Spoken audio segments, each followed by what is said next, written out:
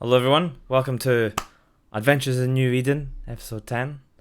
Um, I'm just as surprised as you that we're still going, but welcome. I'm Mythical Hawk, Dungeon Master slash Game Master, whatever you want to call it, and I am joined by some of the most talented people in this particular campaign. We have Discreet Error as Sir Tristan, Chocolate Rain as Snow, Geeky Decorum, who normally plays Siege, cannot be with us today, so he is not here. We have Starmiz as Harzana, and we have Dwagon Omer as Kix. How are you guys? Everyone good? Yeah. I'm melting. It is really, really hot. Pizza just arrived. Pretty good. I've got a nice cool beer to keep me going. Nice some Stiegel, which if you're watching from Twitch is non-alcoholic, of course, because drinking on stream would be bad. So who would like to give a little bit of a summary from last time? Our normal chronicler, Geeky Decorum, aka Wrath, is not with us today. So who's going to fill his ginormous note-taking boots and retell what happened a couple of weeks ago? Who's taking that one? Not me. I At have all. memory of I a don't- goldfish. I thought about this earlier, and when Wrath was like, I've injured myself in some hilarious accident, I was like, well, these things happen. And then I realized that meant that one of us was going to have to do the recap. Yeah. And none of us keep notes. We're entirely reliant on Wrath keeping notes. Because his notes I are seem to think we extensive. got on an airship, and we sailed the airship to the place we were supposed to be going. I don't remember where the place we were supposed to go was. During the time that we were on the airship, we were attacked by Flyglavians, and I killed them all. We were also attacked by some random, really obnoxious guy who we did not manage to kill, and who escaped us by jumping over the side of the airship. We had a guy with us who presumably specializes in the resolution of such problems, but did not help us resolve the problem at all. And then the ship landed, thanks to my hard work. And that's all the bits I remember. So I've done my bit. Somebody else can fill in the rest. I remember the character you're talking about. The guy, he called himself like the Hand of God or something, and he's like, oh, I just enact God's will. But it was super vague of which God he was talking about or which religion. And I remember this because Dwygon's character and my character went down to talk to him as the battle was ongoing, and we just could not convince him. He was like, nah, whatever. I'll live no matter what because I'm the Hand of God. And we're like, yeah, but what about the rest of the party? So we had to go and fight everything off. That's all. I remember that guy, though. I don't really remember much else. Do you remember nearly falling off the ship? Well, actually, no. You did basically fall off the ship, and only through some. I pushed a cup off the ship, and it was the cook's cup from his son. I remember that. We played what was it? Board game, like table games or whatever, like gambling, and we kind of won some, lost some. Yeah. Dragon dice. At Yeah, the it end, was you something. tried to jump off and float down, but you basically screwed up your landing and Yes! flatted. I carried Harzana down, and you fell off the side of the ship. I jumped, and it was a disaster. Yeah. Yeah. So that's where we are now. So you're just literally just landed in Amar, the Great Golden City.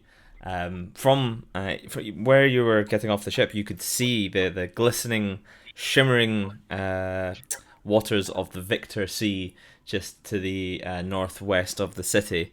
There's a bit of a sort of bay that kind of pushes right up to the city itself, where there are a number of docks by the water with regular, seagoing ships rather than airships docking and unloading things. You can see them all that not far from where you are. The airship where you is docked in an area, maybe only like a couple hundred yards from the normal sea docks. And there's hustle and bustle.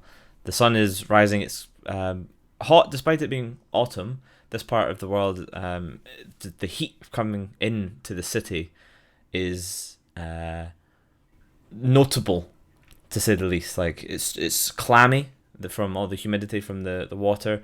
The buildings and all the city kind of hold a lot of the heat from the sun, and it just kind of feels like it's radiating this warm heat all around you. It's abnormally warm for the season. It's autumn, and if you go out in the fields, it would be notably cooler. But here, it is a warm city. You have disembarked from the Providence, and as you're sort of preparing to go about your way, Captain Montague comes across and bids you farewell, and then you see him start to then direct some of the people from the ship who are now like unloading bits and pieces from the crane up above. It like swings across and then starts lowering stuff down out of the cargo hold of the ship, which is bobbing gently on its mooring lines in the air above you. So, what would you like to do?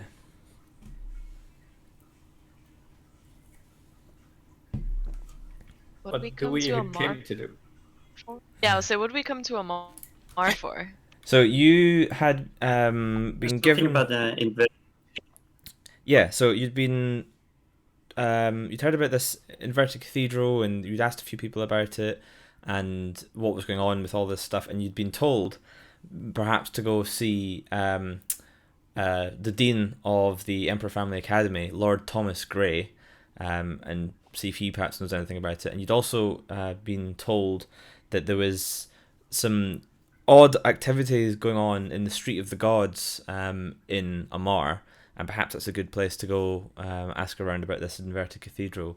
Specifically, you'd heard from Farana Redraven that there was stories of gods disappearing and dying on the Street of the Gods, which was getting people very worried, and a number of the gods on the street were filing official complaints with the government of the city and the region to try and investigate what the hell is going on, because gods don't just die and suddenly there's a whole bunch of them are dying and artifacts are missing. She didn't know much more than that, but that's one of the reasons why they said that they were sending an artifact to Amar, which you met on the boat. That was Jericho Lament, the wrath of God in the world of men, as he called himself. And he seemed fairly ambivalent to any petty mortal concerns that you had on the boat. He was not concerned about that. He just went about his business. And he is, as you saw when we got into Amar, he jumped down pretty quickly and just, once strolled off into the city. So that's what you know. That's your kind of what you've heard from now, and that's why you're here in Amar specifically.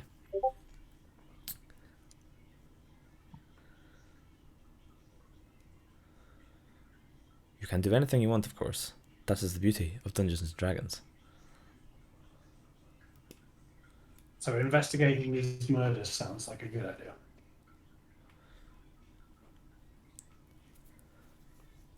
Snow's. How do you investigate a murder of a god? We start by performing investigation checks at the site of the killings. So we'll go to the Street of the Gods, which is presumably not far away from where we are. Okay, I've switched the scene. I might have to adjust the settings Okay, have the map ready. so that you can see, because I think as If normal. a god dies, does that mean it's really a god? It's a fair point. I haven't died yet, so I'm better than these gods. So you, Does you he can see the die, map now, or right? Did he just move to a different place? Yeah, we can see the map. That's you- Amar. Yep. So you've landed somewhere around this area of Amar. You're not far, a couple hundred meters from the docks that you can see, and it's a small compound. There's a bunch of Imperial Guard officers on it. It really is essentially just a yard with some storage areas, because being an airship, they can get to wherever the hell they want to go. So they don't need for fancy infrastructure and docks. They just have a yard where they can unload stuff, and then you can see things already being loaded onto carts and taken out to other places in the city. Probably more secure compounds. This is literally just somewhere where the airship can moor up quickly to unload things. The gate opens up into a street ahead of you, and you can see, apart from the guards that are kind of standing there to stop people coming in, you can see people bustling by, on their way about doing whatever they happen to be doing, whatever the loyal citizens of the Empire here in Amar might happen to be doing on a warm autumn's morning.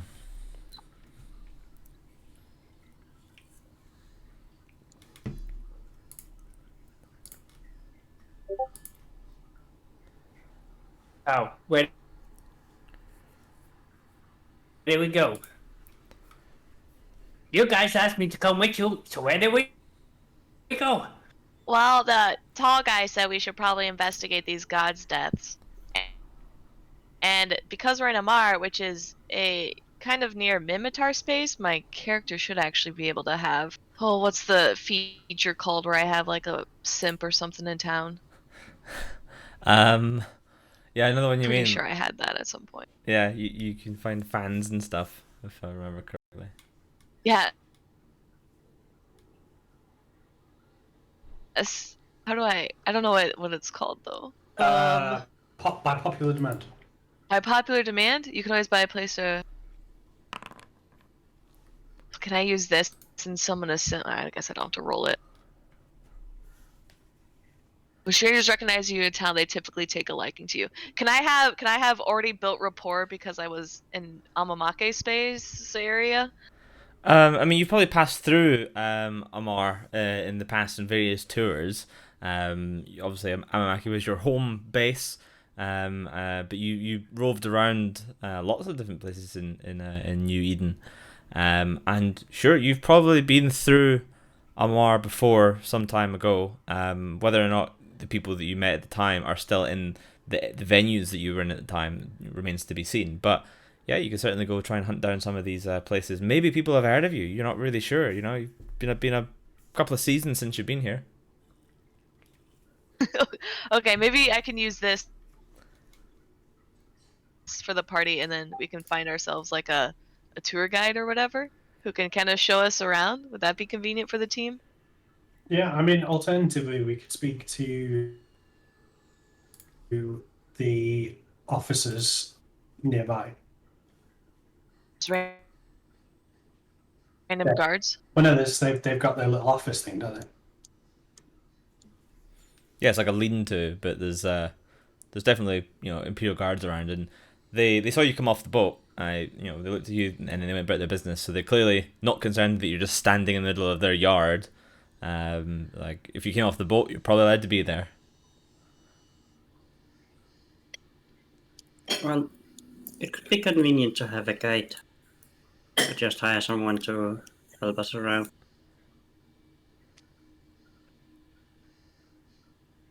Yeah, let's do it. Do you want to start with the guards and then figure out kind of a base area, and then we can just go throw money at someone? Why throw money at someone? Just set them on fire. No, we have to pay him to be a guide. We can't burn our guide. We can tell them we're gonna burn them. Yeah, but then that's a threat, and that's illegal. We definitely can't threaten random civilians. So that's fine. Not a civilian. I threat that one. Does Amar have slaves? Is that like a popular commodity? Amar does have slavery. We could just buy someone.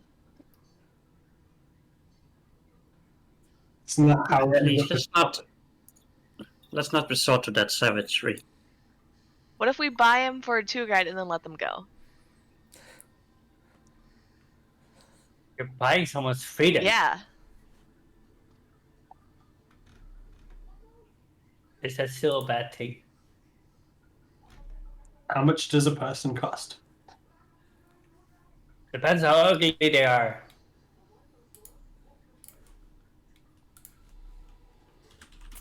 I mean, who you asking? I don't know, I've question? never Yeah. bought someone before. I mean, we can just ask, right? The DM furiously googling price of slaves 5th edition. I'm not googling that, but I'm There googling were some guards stuff. around, right? There were guards around, right? At the dock where Tanya. Yeah, there's guards around. Yeah. Okay, Kix wants to walk up to like a nearby soldier and just poke him on the back, like wants to ask a question. Alright, what are you after, little green man? Hello. How much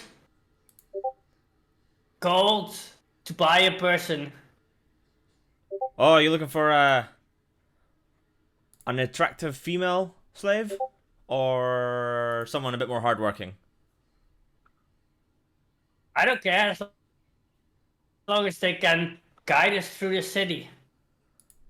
Well, it depends really on the experience, but to be honest, your average slave will maybe set you back 500 gold. Could be up to 1,000 for the right one if they're highly skilled in what they're doing. I can do 5. 5 slaves, that'd be very expensive. No. 5 gold. I don't think you're gonna get much for that. Why do you need a slave? But at least I get something. I mean, you might get like their shoes. If they walk in it, then they're fine with it. So he sort of looks over you at the other adventurers and comes back to you. And why exactly do you want a slave? Looks like you're perfectly capable yourselves. Snow What? Snow jumps in and says, "Regardless, where the heck is the slave market?" There's a couple of slave markets in town. The most notorious one will be in the Devil's Hook. Probably if your budget is as your little green friend here suggests, rather tight, I would say that's the best place to go. Although beware, a lot of the slaves down there maybe not fully legally acquired, and of course, he lowers his voice a bit. Buying illegal slaves is illegal.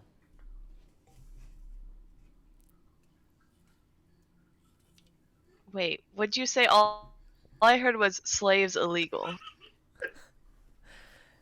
What he said was that the place to go to buy slaves that would probably be cheapest in your budget is the Devil's Hook area of Amar, and he did say that not all the slaves sold there are strictly legal, and to be wary of that because buying illegal slaves is illegal.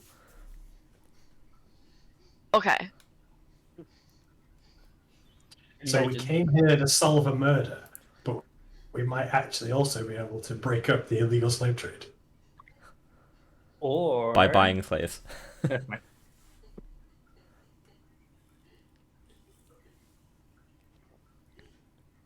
The Snow turns back to the group. Well, do you want to ask for directions, or you want to buy a slave to show us around? I'm gonna ask the guard why they haven't done anything about the illegal trading of illegal slaves. Well, of course we try and stop it, but the Devil's Hook's not exactly somewhere that's easy to enforce. It's almost every other slave trading place in this city is fully legitimate. But I know you couldn't pay me enough to go into the Devil's Hook. No. How do we go there for free? How do you get to the Devil's Hook for free? Well, you just walk there. Oh, and how do we walk there? Why Yeah, would you which want? way? Why would you want to go to the Devil's Hook? Slaves. That does make sense. Okay, well, you go out here, and he gives you some vaguish directions that seem to take you down to roughly sort of this area of the city here. And then he kind of like lowers his voice a bit, and he's like, "If you head to the Devil's Hook, fair warning. You know, it's they call it Devil's Hook the smoke, and everyone knows there's no smoke without fire. It's a square mile of narrow streets and back alleys, just links slums and tenements that were old when the last century was new. And of course, that's if you believe the official maps of the unfortunately, city. our devil is busy today.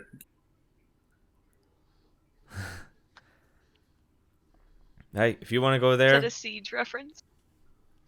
if you want to go there and get yourself killed, then be my guest. But it's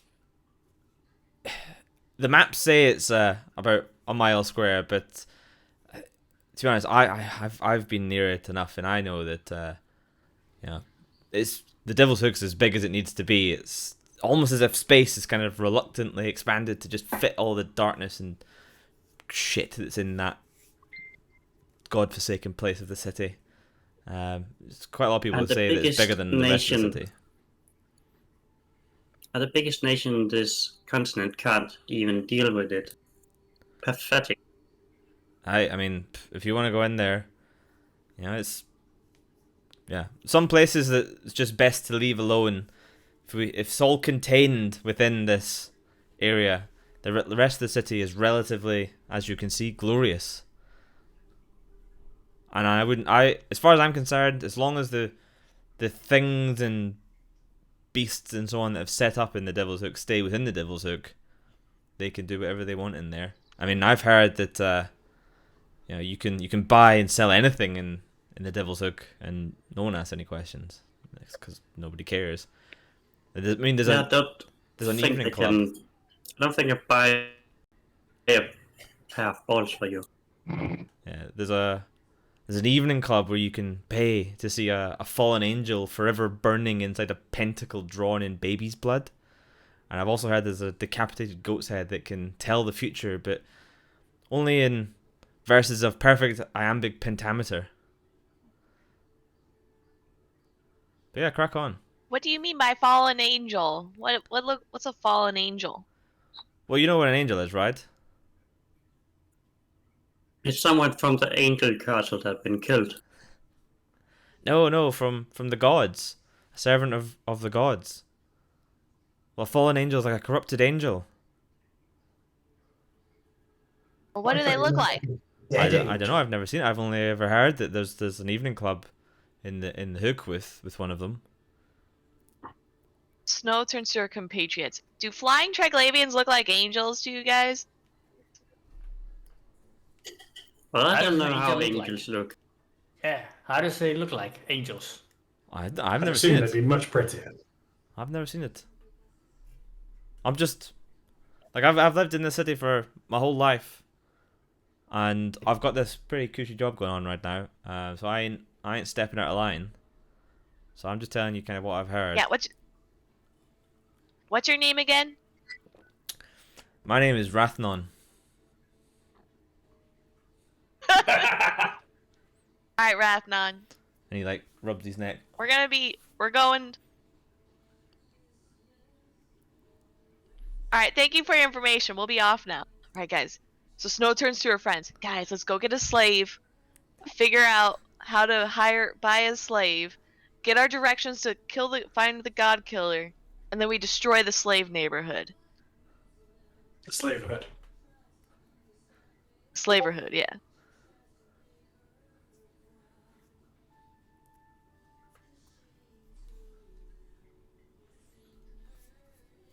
I mean, should we really be doing these guys' job without Well, charging Is for the it? right thing to do. I figure if we go into the slaverhood, tell them the guards sent us and give Rathnon's name, then maybe they'll go get vengeance on the guards for us. What do we need vengeance on the gods for? You Either throw them under the way- bus. No, I'd like to go there just to see what it is. The fallen angel burning and baby blood thing kind of send off some big red flags. We've already saved a couple babies this adventure.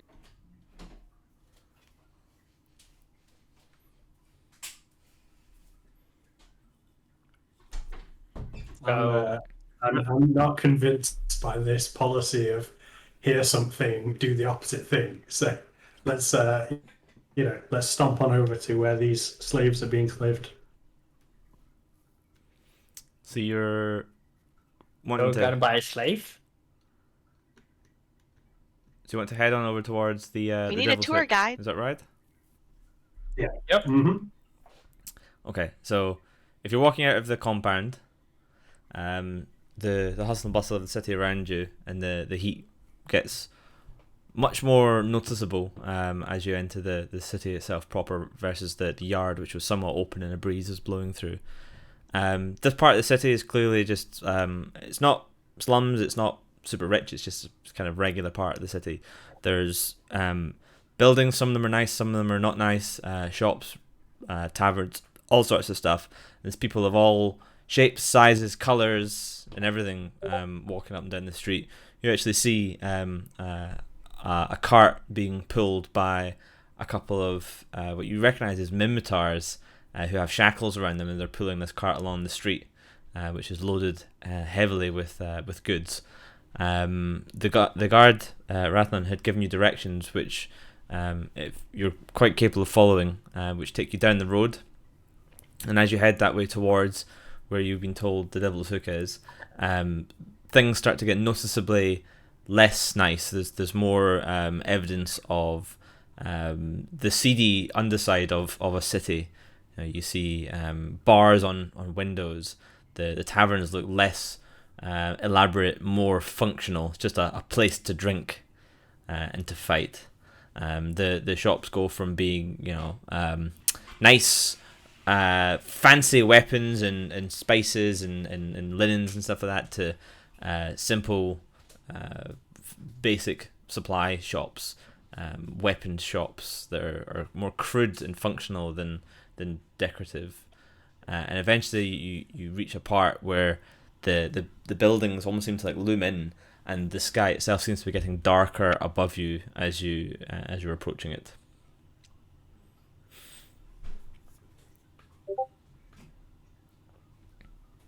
Is there a very obvious place where slaves are being sold?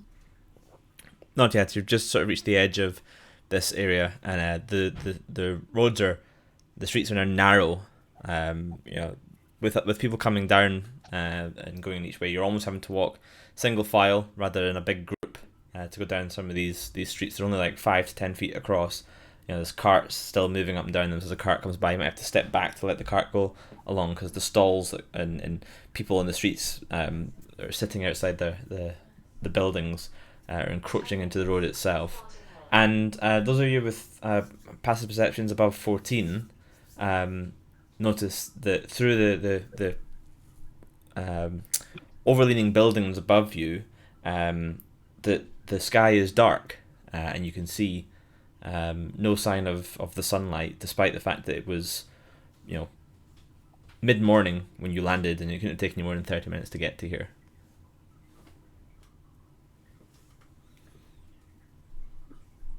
There's something odd about the sky.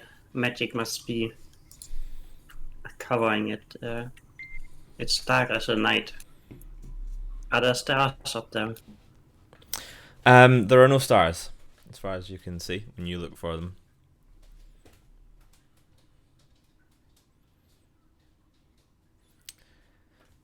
Even the like hustle and bustle, although it's still present, people are going by. Everyone seems a lot more quiet, a lot more subdued. People like dip their heads and avoid eye contact. Everyone's got their collars up, and they're rushing along quietly, keeping themselves to themselves, avoiding contact with other people.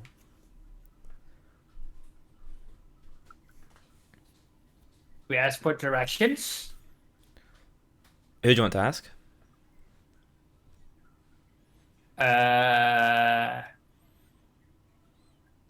Is there like someone nearby who has the same height as me? But like a child. Maybe like a child or like a goblin, gnome, whatever might deem to walk here. Yeah, give me a perception, see if you can spot someone. Oh boy. Not as far as you can tell. To be honest, you're sort of looking around, but it's almost from everyone else who no one realizes that you're looking for someone your size, of course. But you're looking one way as this like pack of goblins walk by you and head down an alley, and then you turn around and look that way just as they disappear, as like a bunch of halflings walk across the street in the other direction, and you don't see any of them as this happens. Dang it. Are there still carts going past us, like with slaves, pools and stuff? You haven't seen one for a while. You actually saw that one when you came out. Doesn't seem like they're humongously common in that particular aspect. Okay, then I will walk up to a random person, just stand in front of them, make them stop, and say like, "Hello, can I ask you a question?" The person you walk up in front of sort of like just like moves and walks around you and continues on their way, sort of slightly rushing away from you. I tell to the party like, "No one's stopping." Where the heck's the slave market? I know I want to ask, but they're not stopping. Snow kind of tugs on Tristan's cloak thingy, or whatever is on his armor, and goes, "Sir, can you ask someone you're tall and scary? They'll listen to you." It's a fair point. Is there anyone within eye line that's not too kind of gross looking? Yeah, I mean, most of the people look relatively normal people, just kind of, downtrodden and full of poverty, but regular people. I don't want to get like lice or anything, leprosy. Anyway, I'll step over to the first reasonable looking person I can and ask where we can acquire a slave. You sort of like looks at you and almost kind of goes to step by you, and then it's just like, just keep going. Take 4 lefts. You'll hit square. Look for the nun. Oh.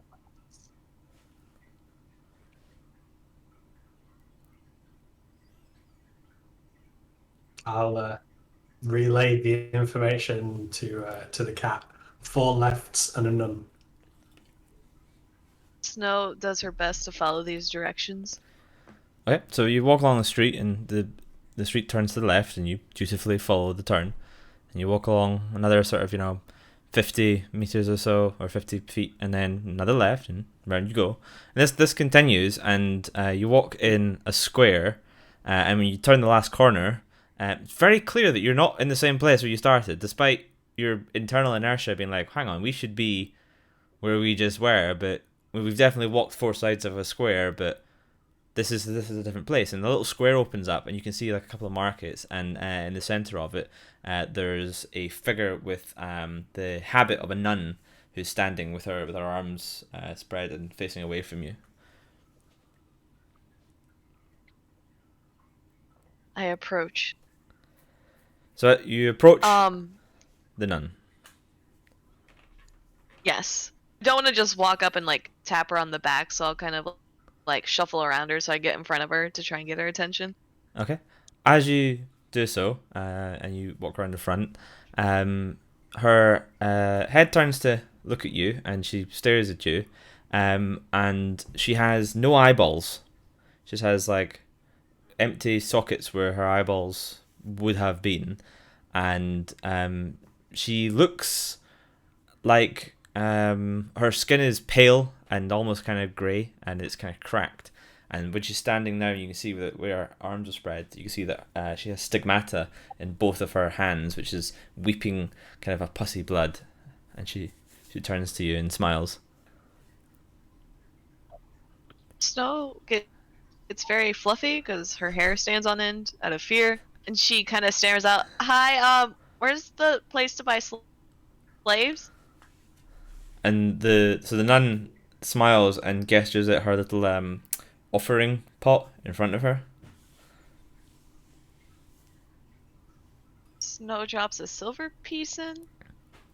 She takes one of her hands and she's like pushes it through the stigmata and at the other side and brings it out, and it's like this pussy thing. She sort of flicks it gently over you and then points across the square at a large building, and then goes back to holding her hands out.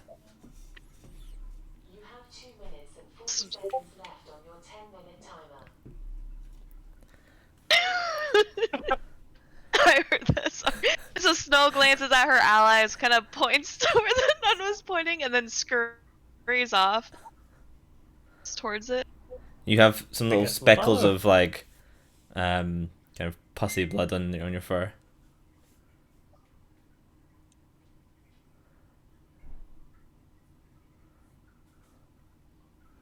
I'm guessing we can just approach the building and walk in. Yeah, so as you approach it, there's a couple of sort of big bruiser type fellas on the outside, arms crossed, and they kind of eye you as you're going in, but let you enter. And when you enter, the smell is pungent, and after you pass a sort of like foyer area, and on the other side of it, you hear raised voices, and when you enter this room, it's like an auctioneer's room, and you hear someone like doing the like 25 25 25 30 35 35 40, and like people are like raising cards, and along the back of the wall there's cages and cages and cages with people in them of all different types, genders, sizes, and races, and most of them are just sort of like slumped at the bottom of the cages. They're broken people.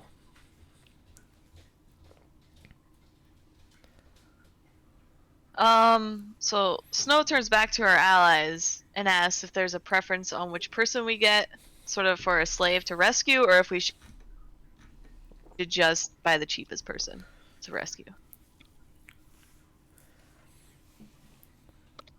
I mean, I could use some help with mining when this adventure is over. Yeah, but we can't just take a slave and keep them as a slave. Is there anyone you want to be friends with?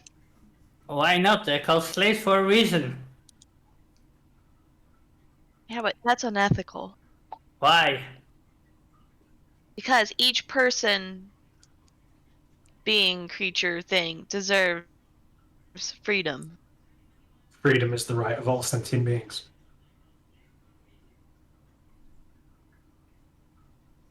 Okay. I guess. They go for the cheapest. So Snow approaches not the auctioneer, but anyone who kind of looks like they work there, and asks which slave is the cheapest for immediate buyout. You can't immediately buy out. You just have to bid for them, unless you want one of the broken ones in the back. But they're only good for meat at this point. Take a paddle, and he points at them on the wall, and they're like sort of like a rack with a bunch of paddles with numbers on them, and then bid whenever you want one, and then go up to the desk, pay, and then your purchase will be delivered to you. Wait. Did you say broken ones, which are only good for meat? Yeah. Snow turns to the party and goes, "Do you guys want a broken one? We just need a tour guide. It doesn't have to be physically fit or anything." I mean, I'm kind of hungry, so... They have to be mentally fit. Is broken physical or only mental? Or it doesn't include mental? They have to be able to walk. We can put him on a backpack and carry him. We could do that with the goblin. Yeah. The goblin doesn't know directions. Thinking like a Hodor. Maybe we make Siege's character do Hodor and carry around a slave. It's a good point though, because if we are picking a slave, we do need to pick a local slave that knows the area, and not like a slave they brought here from somewhere else. Snow asked the staff member if there's a way to know which slaves are from the area versus not. He looks at you almost like with shock, and is like, "It's illegal to enslave Amar citizens. You must know that. All these slaves will be Minmatar."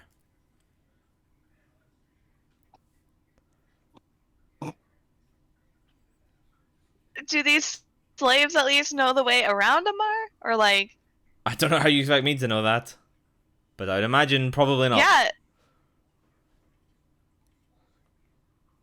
Turns back to her colleagues. Wait, She turns back to the staff member. She goes, I was also told this establishment doesn't always follow the rules when it comes to slaves. So do you happen to have any hooligans who may have been Amar at one point, but are now slaves because of their debts? I don't know what you're referring to. Of course, we always follow the Amar rules.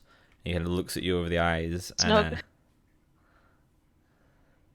Snow goes, sure you do, winky face. So roll a persuasion check. okay, go for it. So he kind of looks at your fellow colleagues and is like, "There's an after hours auction. Come back." I can't hear you. Oh Yeah, yeah, he you looks at dropped you. out. He looks at you and says, "Doesn't you hear me now?" Yeah. Okay. Yeah. He looks at you and says, "Just there's an after hours auction. Come back then."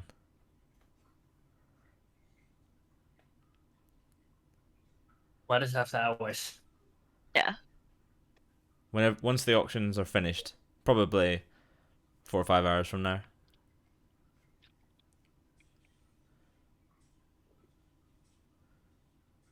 So it turns back to her client. Does that work for everyone? 4 or 5 hours from now? I don't know what we're gonna do until then. Oh. Raise the prices of the current slaves? What? I mean, battle slaves now that they can be sold, but don't actually buy them. So the price goes higher and people pay more for their slaves.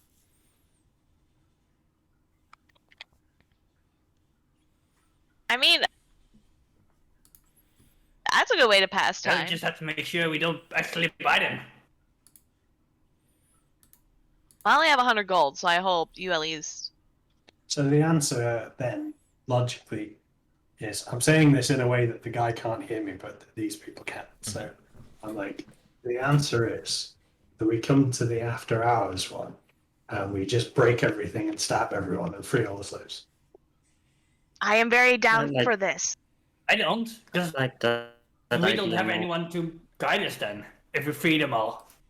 Yeah, but then we pay them like a job instead of paying them because we own them. But that's not fun. What did Hazan say? Oh. Yes. Yes.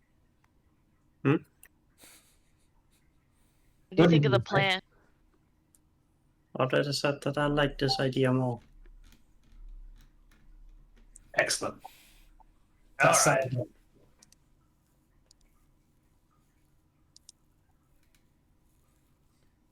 Okay, so what are you doing now? The auction continues. You can hear the auctioneer calling out numbers, and you see the panels on the wall to your side where you know you can bid with them.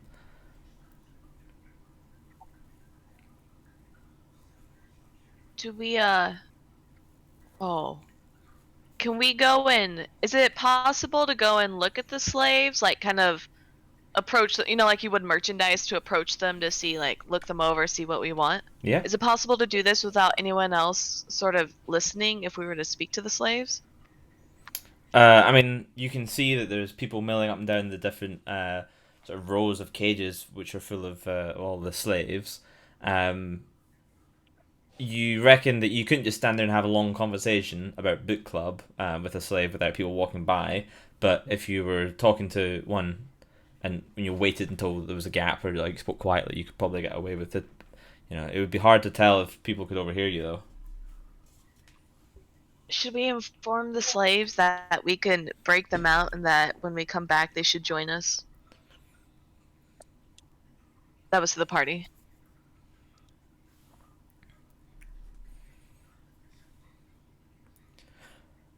No.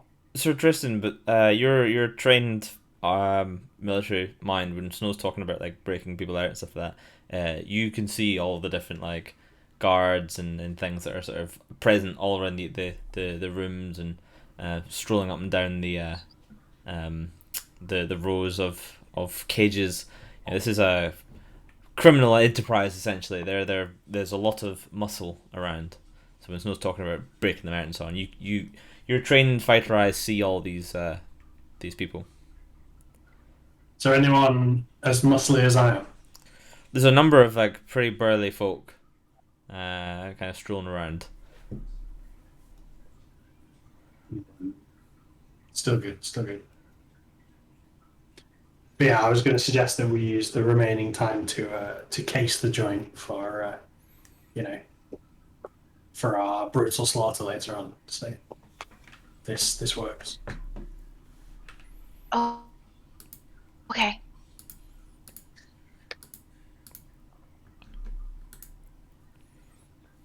And if things go badly, I can always just collapse the entire building and kill everyone and the slaves. I know it's no problem. That works too. Always good to have the backup option. Snow points out that because they are now stronger, she has Lehman's tiny hut. So if they wanted to do that, it would work because she could protect everyone. Nothing like being stuck under a pile of rubble which will come down as soon as you stop casting the spell. She also has shatter, so she can destroy the ground above to crumble around. A one-time deal. Okay, so what would you like to do then, just now? The auctions are continuing. Wait, I guess. Well, there's Well, a square outside. Maybe we can have a look, find something useful. Or maybe question someone about the inverted cathedral. Yeah. Clearly, this would be a agreed.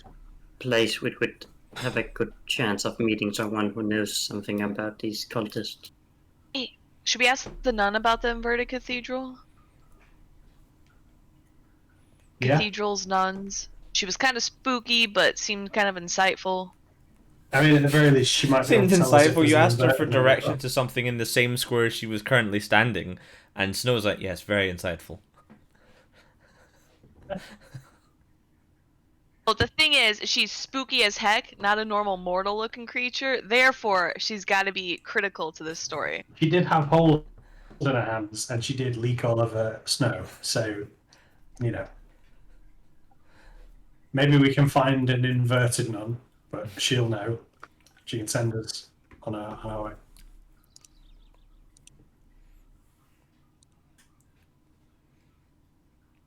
Okay, I guess we're heading back to the square and find the nun. Okay, so if we walk back out into the square, Nun's still there doing her thing. She's prostrating and showing her hands to the sky, which is dark above you.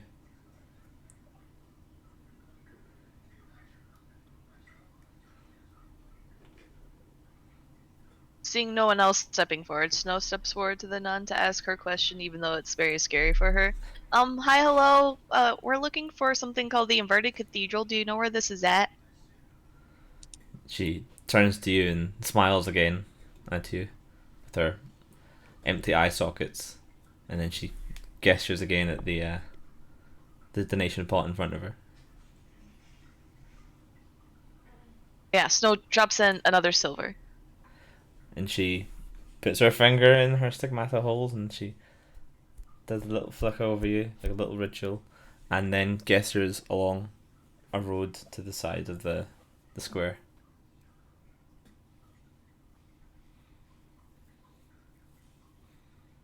Snow looks that direction. Does she see anything that would be kind of obvious to go that way, or should she be inclined to ask more detailed questions? It just seems like she's directing you down one of many streets that come off the square. Doesn't seem anything special from as far as you can tell. Guys, she pointed us that way. We could try that. Sure. Sounds good to me.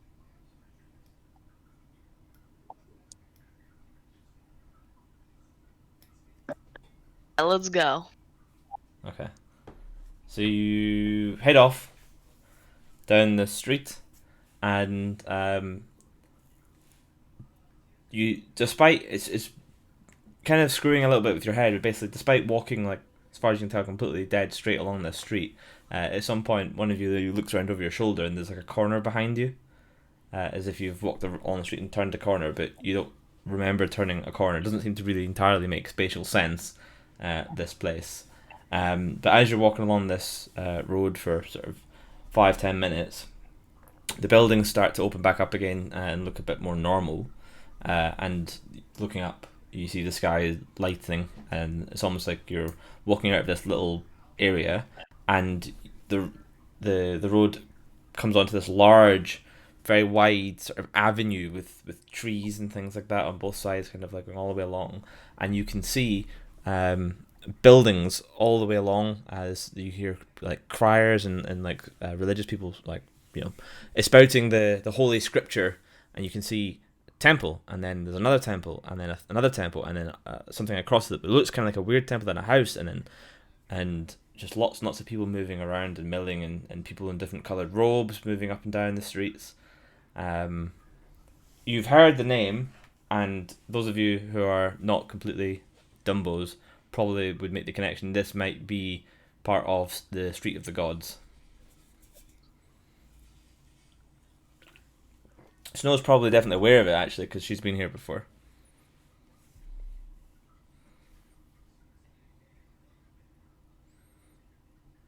Yeah. I believe you found the Street of Gods.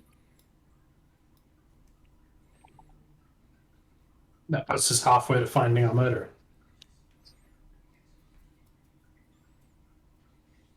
So we're not buying a slave? I mean, I guess no. All we had to do was ask that creepy lady. And we ask her for like a treasury location then and become rich so we don't have to do anything? I mean, just to clarify She seems to know what all you the did, you directions. potentially turned up in like Paris, and then went, I wonder how we get to the Eiffel Tower. Let's buy a slave. They'll take us there. Rather than just like I mean, it works. asking Works someone in first. Paris, hey, where's the Eiffel Tower? Oh, it's that way. Is the That's right. Street of the Gods with like a massive monument that is like one of those 7 world wonders? Is that what this is? It's a fairly like large. You can see the street like is almost like disappearing off into the horizon. It's really long.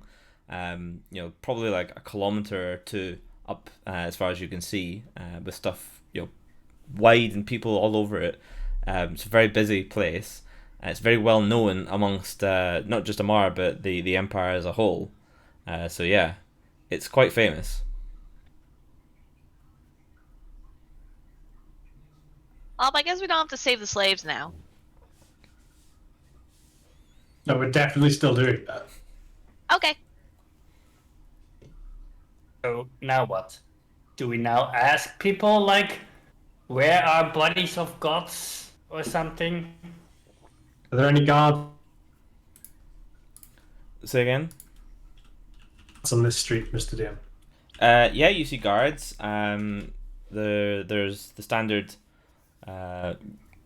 city guards that you see wearing kind of golden garb. They don't have the maroon lining that the Imperial Guard has. So these are probably just Amar city guards that you see.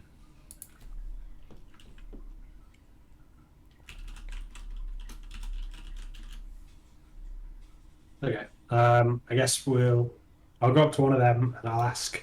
I'll tell them that the person whose name I've forgotten asked us to assist with the murder investigation of these gods. So, are these guys involved in that investigation? And can I look at some of the crime scenes? That's outside of my jurisdiction. You're going to want to go see the sorcerer Gaunt. He's in charge of the God Squad here. Scott. Is that far from where we are currently? Yeah, their headquarters is like maybe half a kilometer up the street.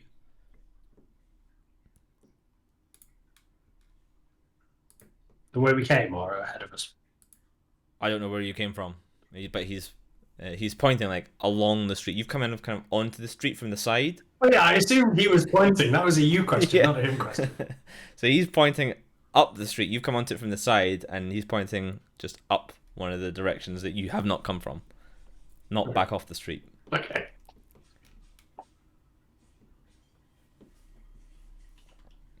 So what kind of temples are around here?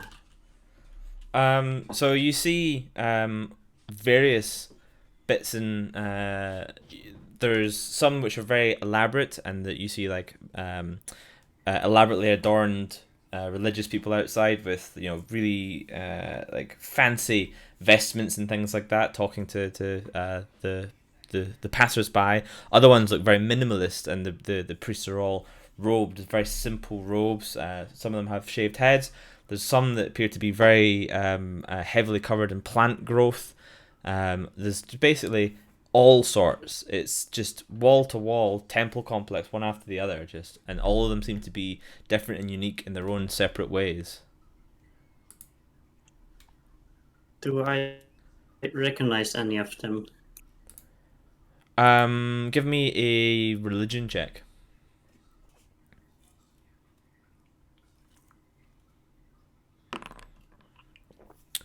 No, none of the ones that you can see here are any church or religion that you're aware of or have heard of before.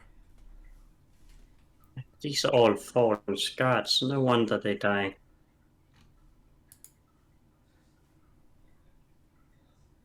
Also, another question to the GM: is the sky still dark, or are we No, like so for where you are outside here, that place now? yeah, where you are here, it's all looks perfectly normal.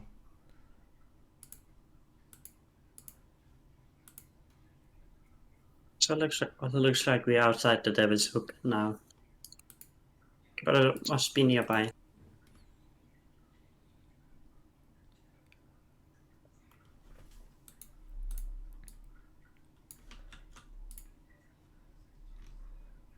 Snow is gonna make sure she remembers the area that we came onto the street, so in case we need to go back.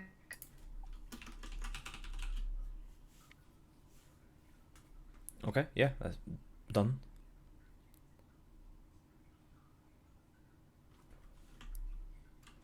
Oh, now what? What do we do? Up to you. I'll tell Hazana what the guard said about speaking to the magician. Well, let's do that then. Okay, we're off to see the wizard. Which wizard? The wonderful wizard of gods. Okay, so walking along the street, you pass wide varieties of temple complexes, and some of them are like grand and massive. Other ones are very small and almost squeezed into gaps. Some of them are busy with lots and lots of people coming in and out. Some of them look old and not particularly oftenly patroned, with cracked windows and signs of neglect. And after walking along this, there's collars for various religions calling out in languages. Not all of them you recognise, and people offering to perform miracles for small fees. And you see small crowds gathered around holy men who are preaching whatever scripture they happen to be following at that particular time. And after a while, you reach a bit where there is a quite obvious compound with a gate, and the symbol of the same symbol you recognise from the guards, which is the Amar city crest, which is above the gate.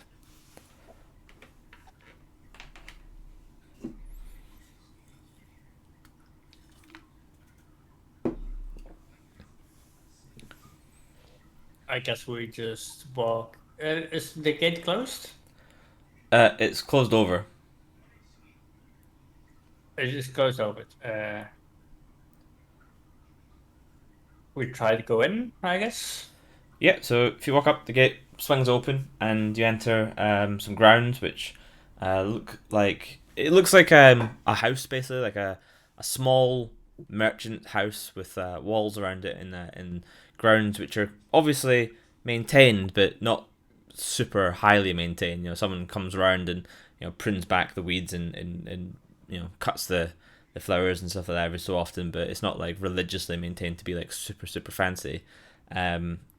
and you see the same crest on the door of the building, and it does look like just a regular house that's been co-opted into this particular like property, if that makes sense.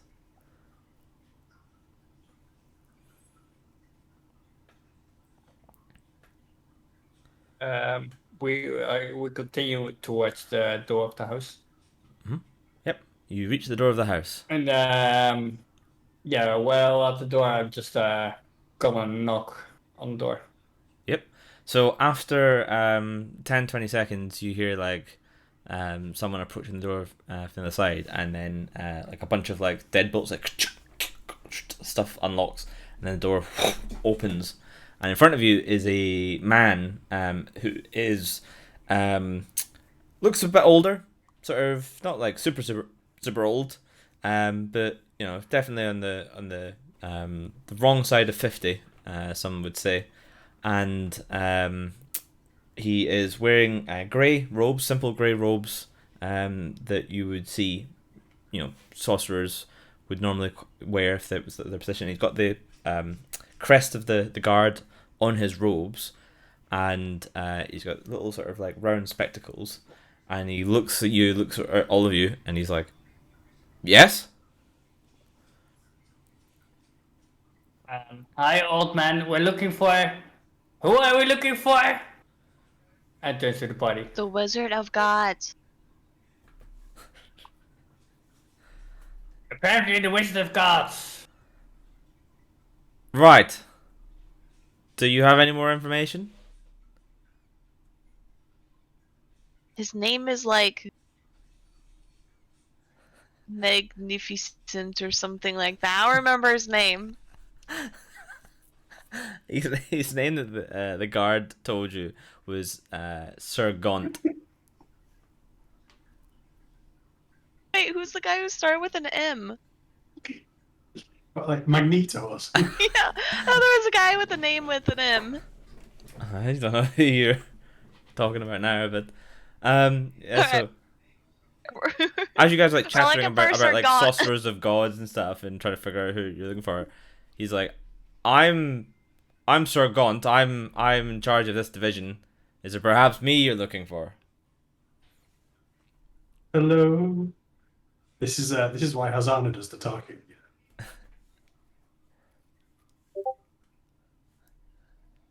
But yes, it is indeed you who we are looking for, and come here to have a look at these so-called dead gods that seem to be turning up.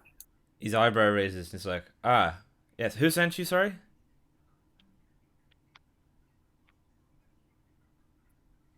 Question to the GM: what was the name of the person who sent us?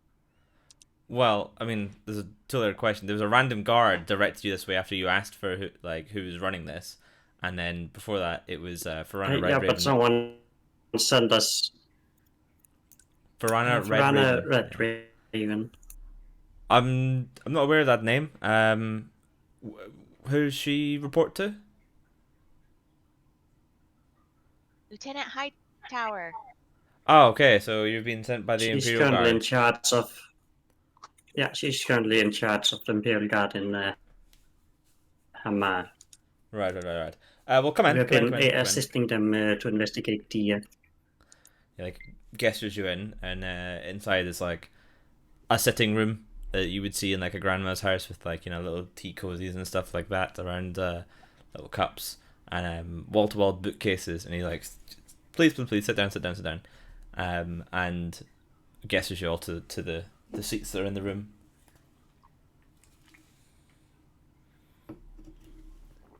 I'll take a seat. He's like, one second, and he goes away, and then as he leaves the room, he sort of, you hear him muttering to himself, and then disappears. So you're in this room. Snow sits on the table like a cat does when its nose not to sit on the table. Okay.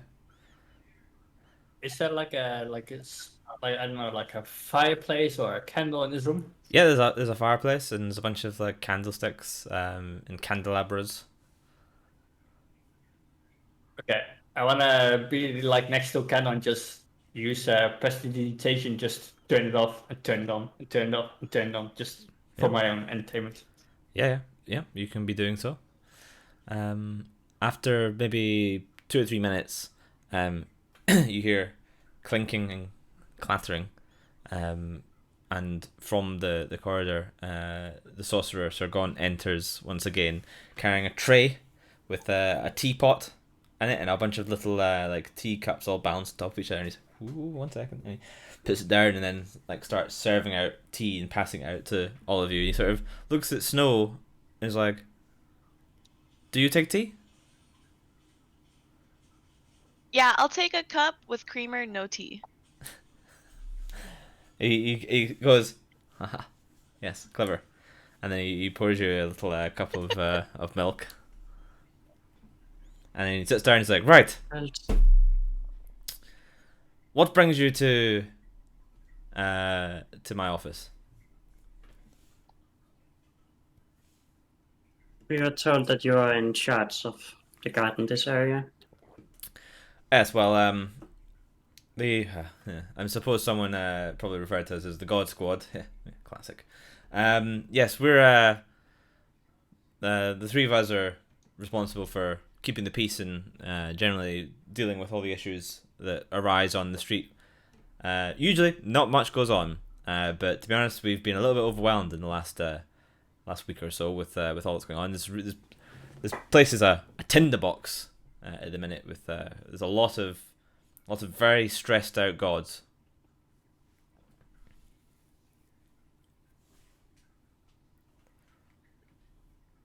So tell me, how can these guards just die? Oh, if I knew that, then there wouldn't be any issues, would there? We'd be able to stop it. But I mean, as far as I know, what's happening is not possible. But yet it is. So explain that one. Well, clearly, if the guards just die, either way, it's a little bit sidetracked. Yes, we are here to have a look at the investigations. Seems like there may be a connection. At least that's why we're sent here. Well, I mean, there's been three gods hit so far, and I honestly I'm spending like half my time just trying to assure the rest of them that it's under control, and I am just stretched end to end in this street trying to figure out what happened. But like, no real leads so far here. We're really struggling. We're long been underfunded, and you hear this kind of like gong sound. And he's like, 1 second, and he pulls a stone out, like a smooth stone out, and he holds onto it, and you see his eyes kind of like glaze over a little bit. And he's like,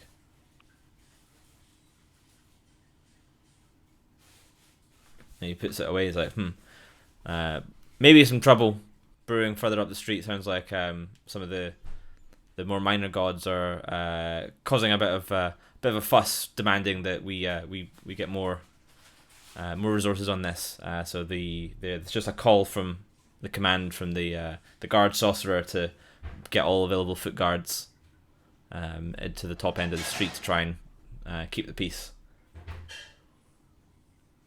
We can assist you. Maybe no a bit need. It further sounds like outward. the guard will have that under control. To be honest, what we need help with is just figuring out what the hell's going on, not just keeping the peace.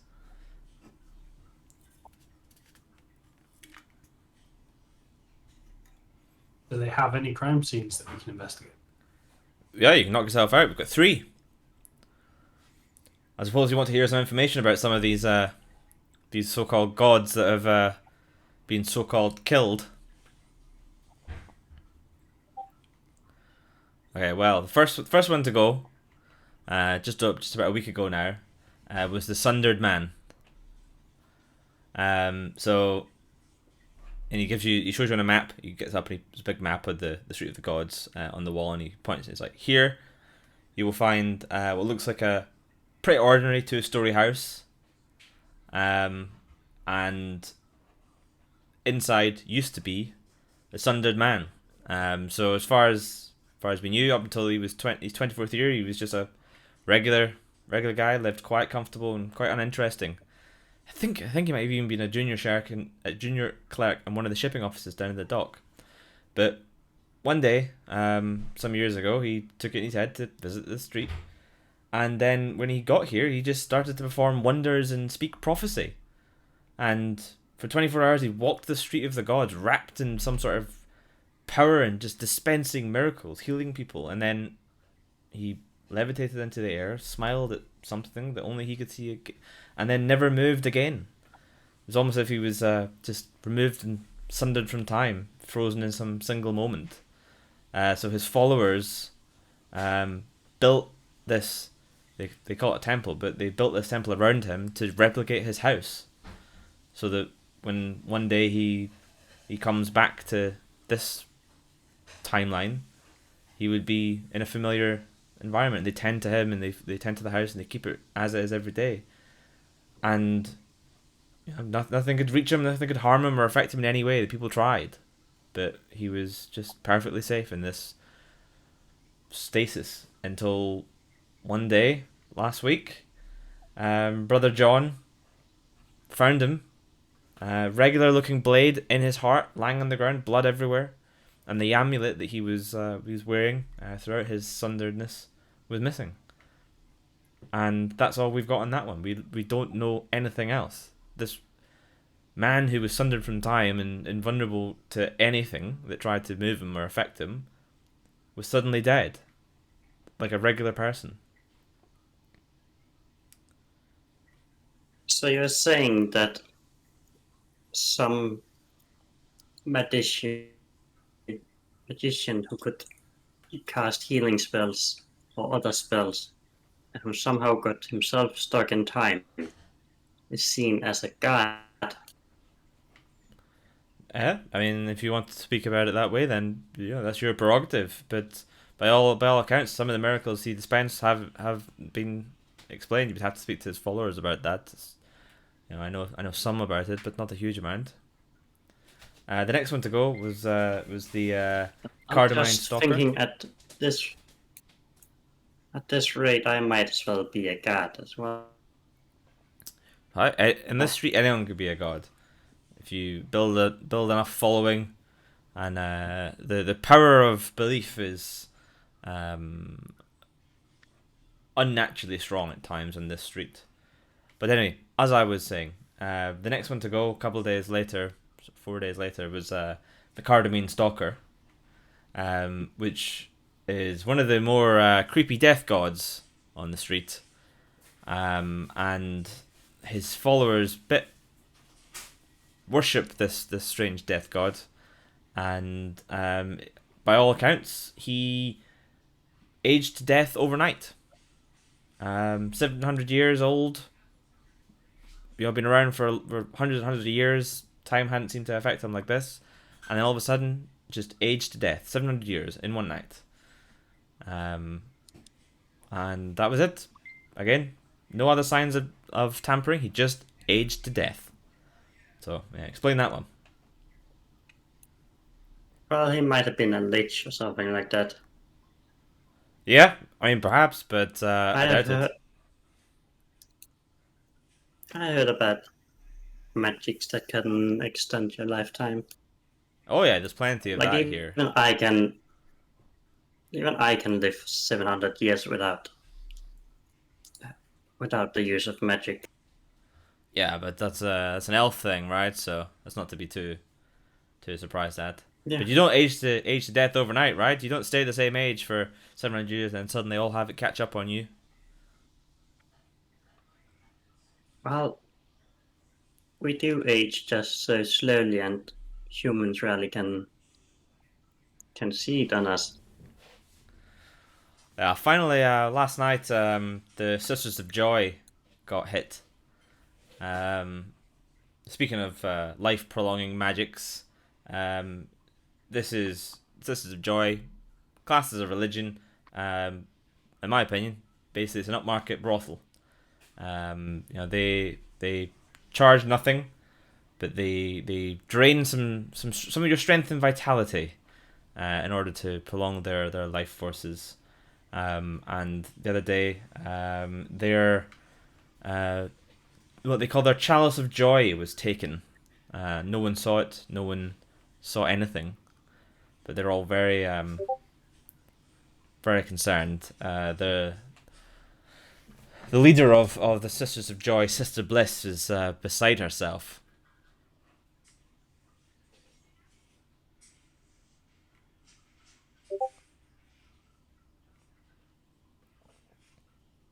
As Hannah just shakes her head. So, where are these? How do you call them? Crime scene, fun places, whatever you want to call them. He points them out in the map. He's like, here, here, and here. And it shows you where they are in the Street of the Gods. He's like, and we are here. He points it out.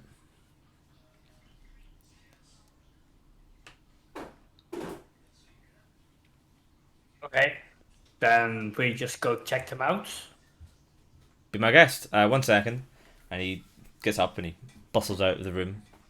And he comes back and he's got a stone just like the one he had. And he's like, take this. It's a guard issue communication stone. It'll let you contact us if you need to. And we can contact you as well.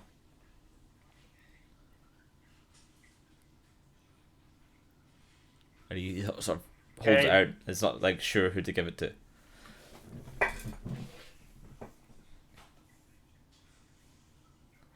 Gex will grab it and just hold it over for now. Okay. And just walks out the door. Snow follows. Okay. Yeah, So I leave as well. yep. He bids you farewell, and then you can hear like As we're going, I'm gonna whisper to Hazana that it sounds actually like these are cursed people getting uncursed more so than gods getting murdered. Yeah, either that or magic failing. If someone is using a life extending spell and suddenly it fails, they'll die.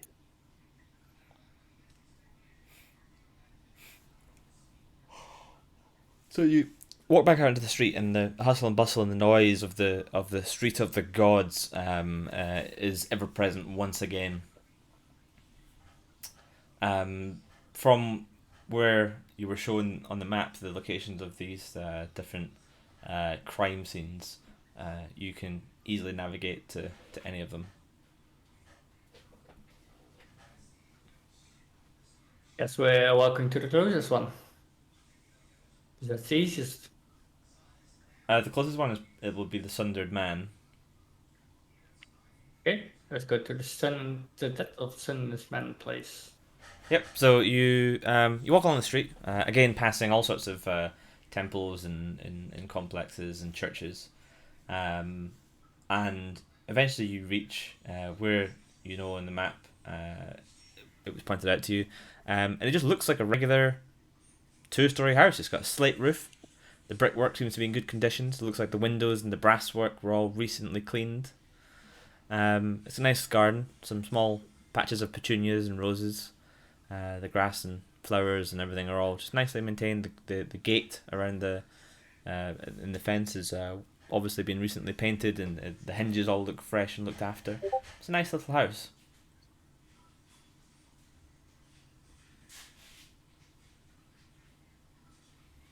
Can we go in, do you think? Without being illegal doing stuff? You can ask one of the followers. Like, Second said that they had people tending the house, so must be someone around here.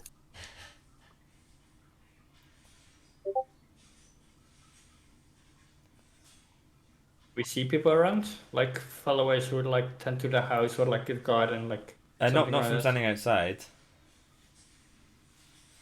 Snow knocks on the door to see if there's anyone inside. Before too long, the door opens and there's uh, a kindly older woman looks at you and is like, "Yes." Looks up and says, "Yes, my dears." Hi, yeah, we'd like to look around. We're investigating the murder of the Sundered Man. Oh yes, you must be Really? from the guards. Yes. Please do come in. Please do Yes, come we're in. here. And She like ushers you into the house, and it's as you look in to like it just looks like a regular person's house. Like there is uh a living room with some simple furniture. There's a kitchen off the side, a little drawing room, a staircase that goes upstairs. Yeah, just looks like a regular little house. And the woman's like, "Oh, please come in. Please do come in."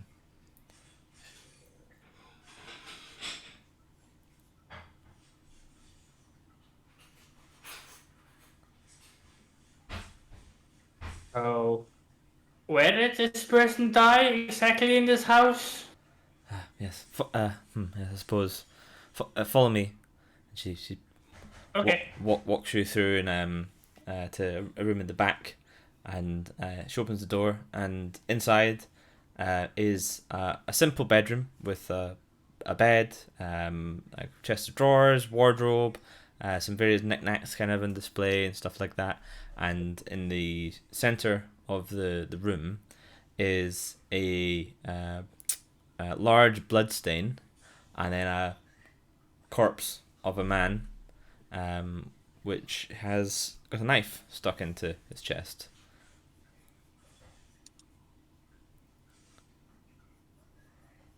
Oh, old lady.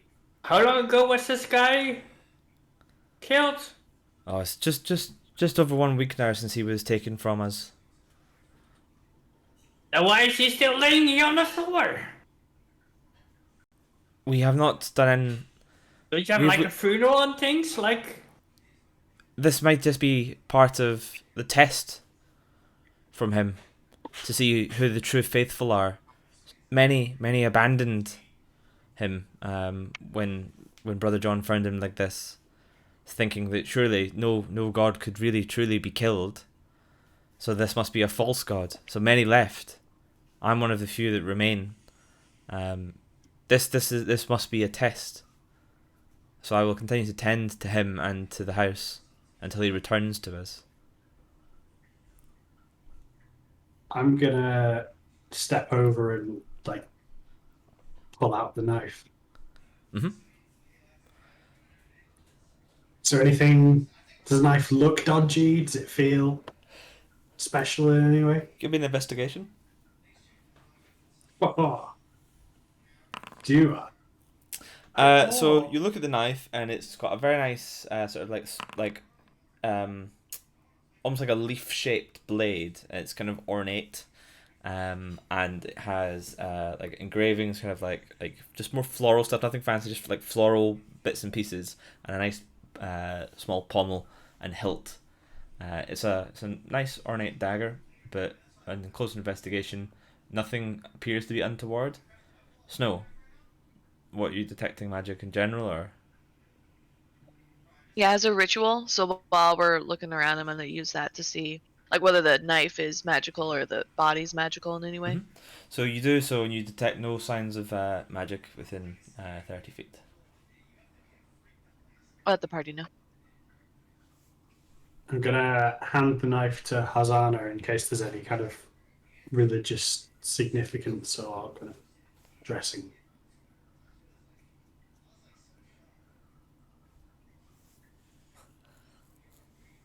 I could have a close look at the knife. We can see any symbolisms or any signs that it could be a magic. Investigation, please.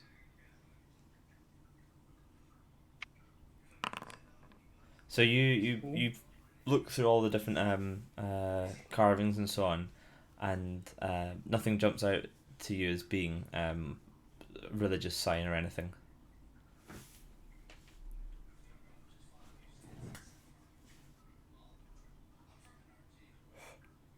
Is it just a normal knife that you could get everywhere? Is it some fine crafted or anything like that? Yeah, I mean it's nice. Like you wouldn't probably find it in like some of the stalls that you saw down in the Devil's Hook, but you could probably walk into one of the better weaponsmiths in any large town and get something similar to this, Or trade it or for trade it. armor. Yeah.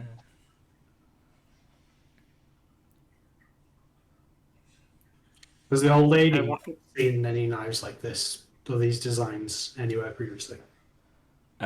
She says no when you ask her. Can she tell us where Brother John is right now, since he was the one to discover the body? Yes. Unfortunately, Brother John was taken. He was one of our most devout. He was taken by grief, and unfortunately, he ended his life. Not long after we found our sundered man like this. Where's Holy his corpse? His corpse was delivered to his family. The only thing that seems to be different is his amulet. And she gestures to the sundered man on the floor. Like he had an amulet on his around his neck, and that is missing.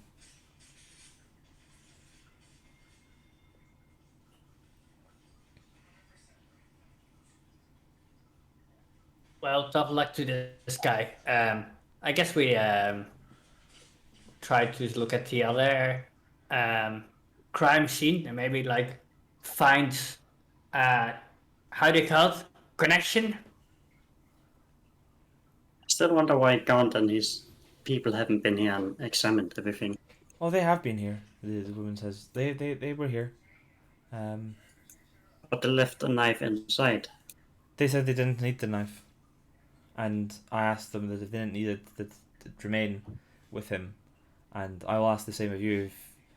If you don't believe the knife is anything other than a simple knife, I would ask that it is returned to him as it was when we found him. You put it back in the corpse. I hand the knife over to the old lady. She very carefully. So there's no signs of a fight or anything. No, we just found him like this.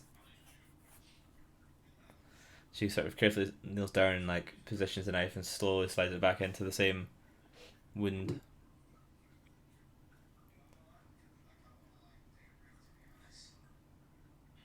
I realized, out of character, I realized I could have got Speak with Dead as a ritual, or as a spell, and I didn't. This would have solved all our problems.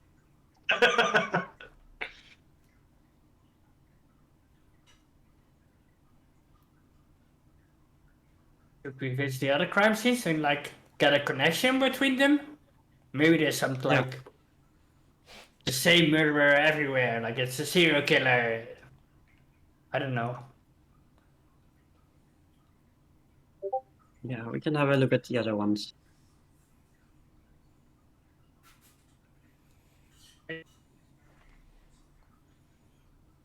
So you I guess we'll go to the closest one from here, from the cinnamon. okay? So if you're leaving, then the lady bids you farewell and says, "Sundered man's blessings on you, and I hope you have some answers. If it's not just a test, then I pray that he comes back to us someday." The next nearest place to here is probably the Sisters of Joy, which is kind of back the way you came, past the God Squad building. One second.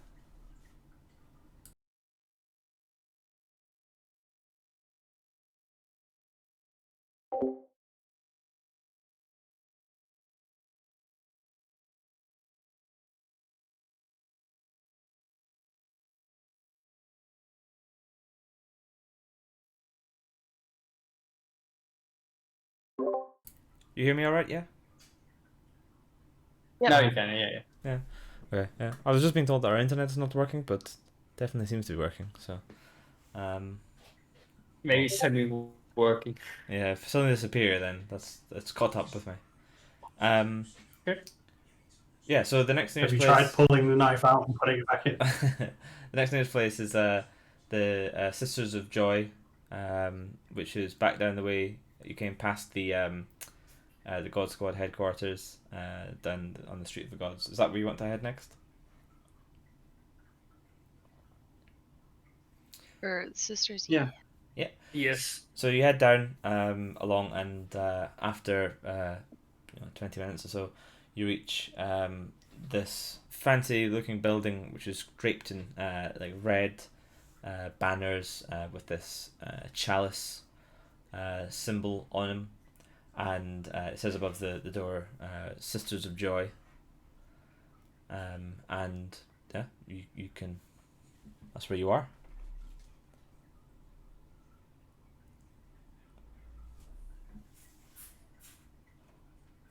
This one was the brothel, right? Correct.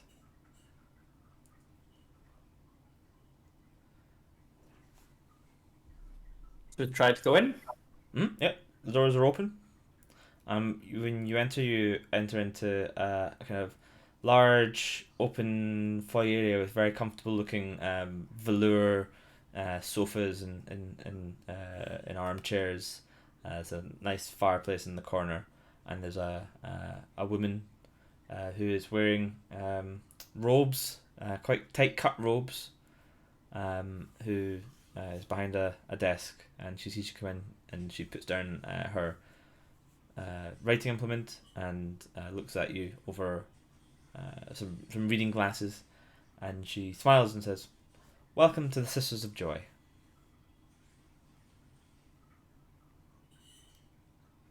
Hello. Um. Um. May we bring you joy Just our today? guy does the talking. It points towards Tristan. She turns to Sir Tristan. She's like, "May we bring you joy today?" I'm gonna look at Hazan. We are here to investigate the murder sent on the behalf of Second. Ah, yes. Let me fetch such Sister Bliss. You want to talk to her. Although, if we can bring you joy, please let us know. For now, take a seat.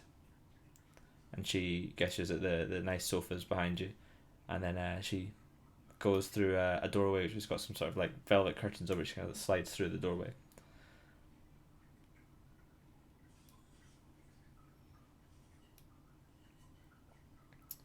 After maybe like a minute or so, she comes back and is followed by another woman who looks a bit older, but wearing similar robes, and she comes over to you and she says, "Good day, I'm Sister Bliss. This is my establishment.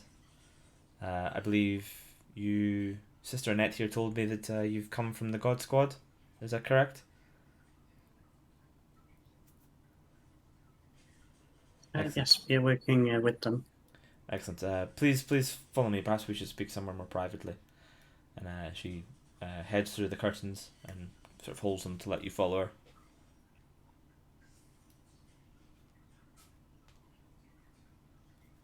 Are you following her? This is when you tell me these things. Follow her. Okay. We do follow. Okay, good. I followed too. Good. So she goes along a corridor and takes out a key from her, like under her robes, unlocks a door, and gets you into a nice office. It's got the standard office stuff of bookcases, a desk, writing implements, and a lot of paintings and stuff that are tantric of nature. For someone like Sir Tristan, it's almost a little bit uncomfortable. Gratuitous and unnecessary. Yes, art, as she would say. So yes, please take a seat, and she sits down behind the desk.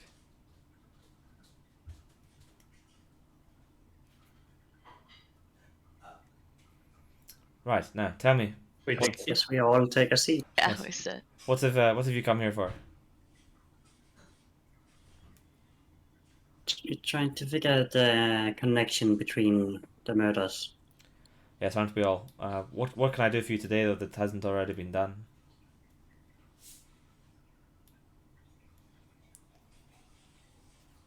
Uh, well, we aren't exactly sure what had been done, but would like to have a start through look all the details through to see if there's anything that has been missed. Fair enough. I'll start at the beginning then. The chalice of joy has been stolen. Now that I've reached the end, do you have any further questions? What does it do? It's the symbol of our holy order, and magical artifact that is a source and a font of the tantric magic which we practice here in this premise.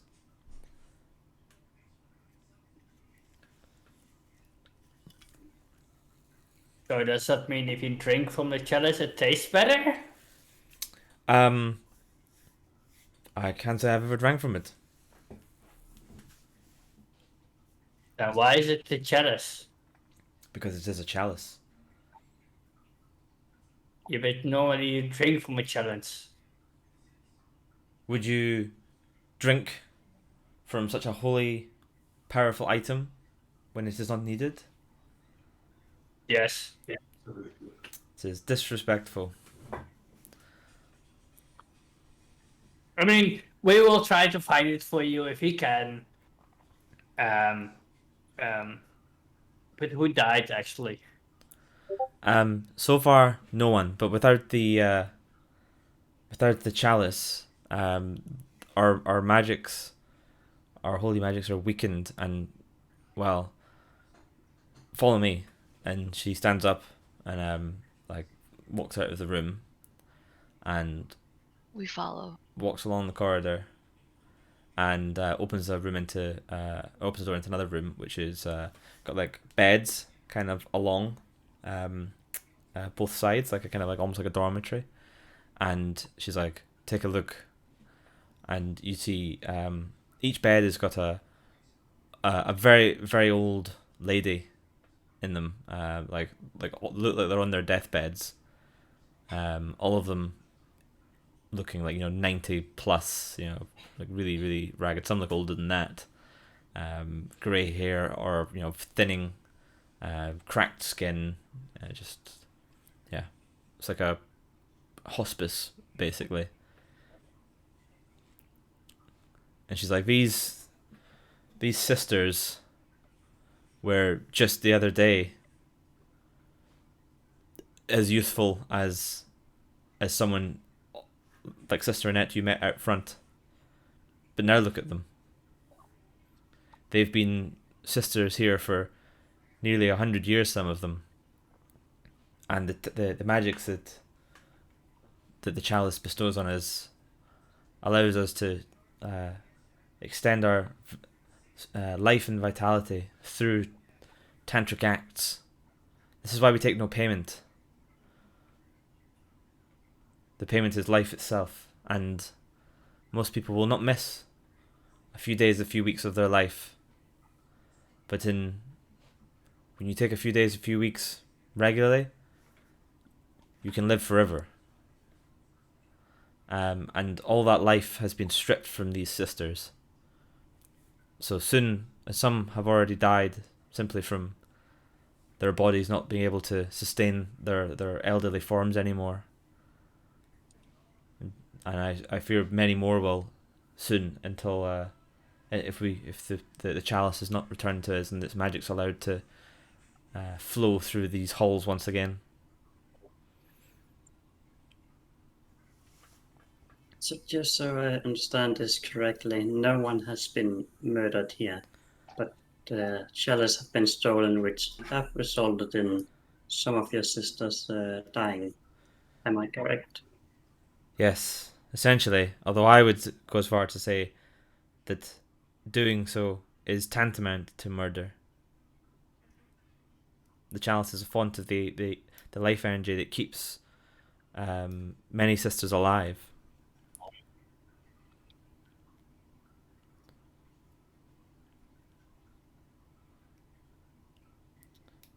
Not everyone respects our Do profession you and would not treat this as murders, but I do you, believe it is. do you have anyone you might suspect behind this? I do not. The chalice was protected behind powerful wards, layers and layers of spells and magics, placed by some of the best sorcerers in all the land.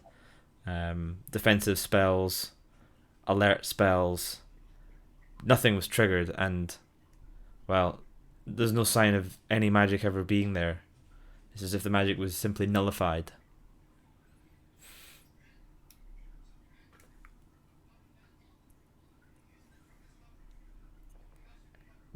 That's interesting.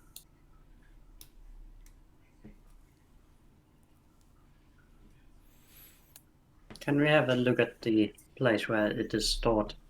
Be my guest. Snow is quite competent in finding magic. Maybe she can find something. Be my guest. And she leads you back out towards the front, and then through another door into a room which is set up almost like a miniature church. There's pews. There's little alcoves on the side with more religious style paintings and so on, but they're all tantric of nature. So Tristan, you feel like a slight hot flush.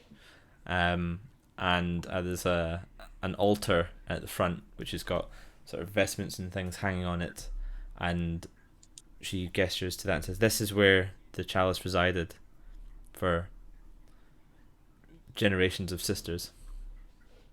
So Snow casts detect magic as a ritual while they're there. There's no sign of magic in this room. You can get some slight tingles of magic from outside the room, but not from where you are. Share that with the party and ask the sister if we can go outside the room to see where that magic's coming from. Yeah, so when you walk outside the room, there's a small amount of magic coming from the younger sister at the desk, just sort of radiating from her. It's wherever the school of magic for like life magic is. It's that type of magic that you can feel just a little bit coming from her. Okay, and that's it. Yeah, and you feel a little bit of that coming from Sister Bliss as well. Alright, I share that with the party.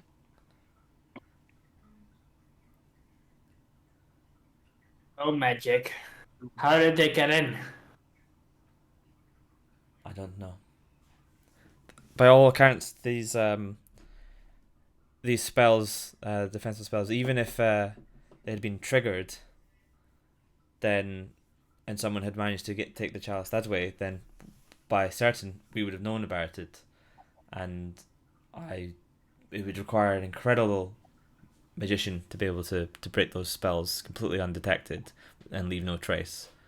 I don't know of anyone or anything capable of doing such a feat with no trace at all.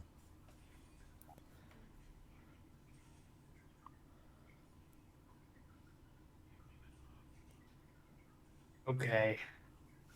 Should we go to the other place, guys? Yeah, hopefully we'll get some more leads there. Yeah. It seems like the only common trend I see between these two incidents is that the people who are doing it are very good at cleaning up their tracks. I mean, and they stole something, right? For the first part, they stole like the amulet necklace kind of thing that stops time. And this one is like, I don't know, like a chalice you don't drink from. So let's see what's stolen at the third one.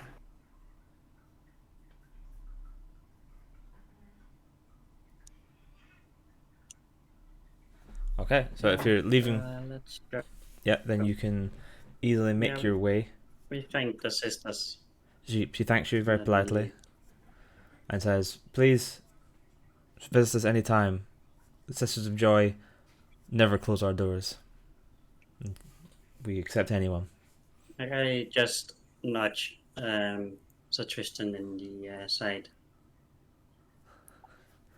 Smile.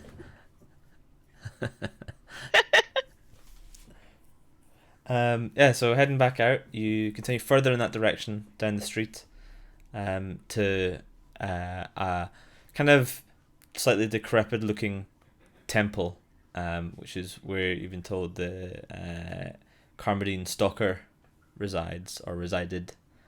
It's small. It's dark stone. It looks very simple.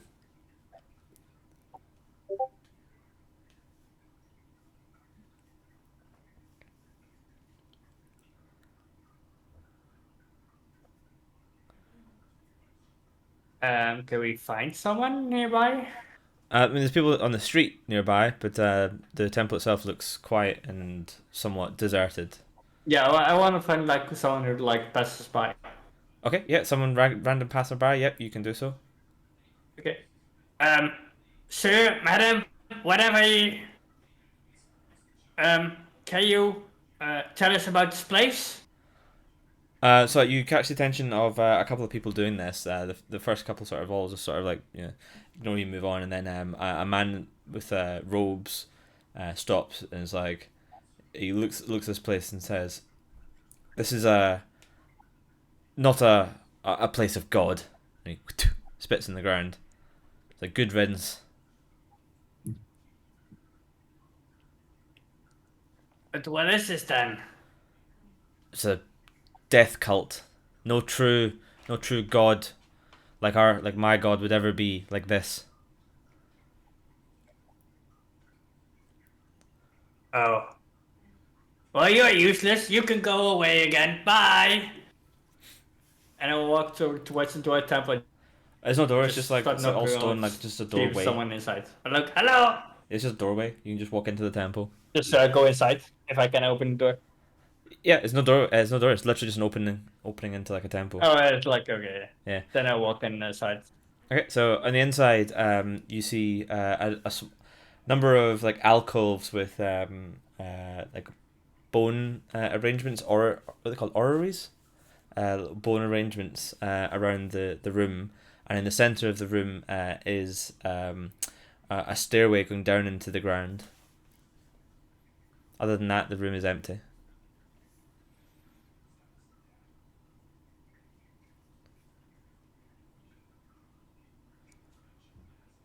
I'm used to like bad and weird stuff, but this is weird to me. Tall lady, do you know anything about this? And I just pull on her son as a coat, whatever she wears. Well, you say this place is really dead. Aside from that, no, I don't know anything about these false guards.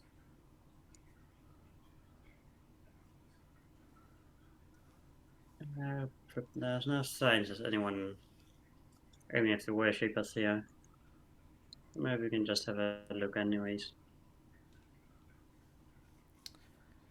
So you heading in and down the stairs?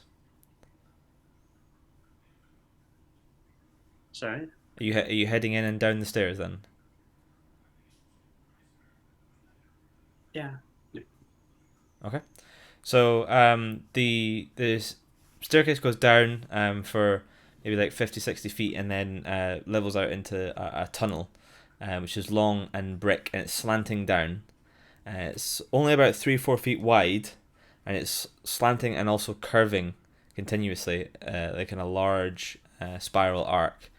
There's moss and fungi kind of around the place, and you can hear far off along the tunnel, sounds like a bell tolling.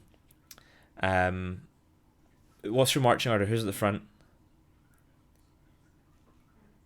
I'll go up front. What's your passive perception? 10. Okay. Who's next?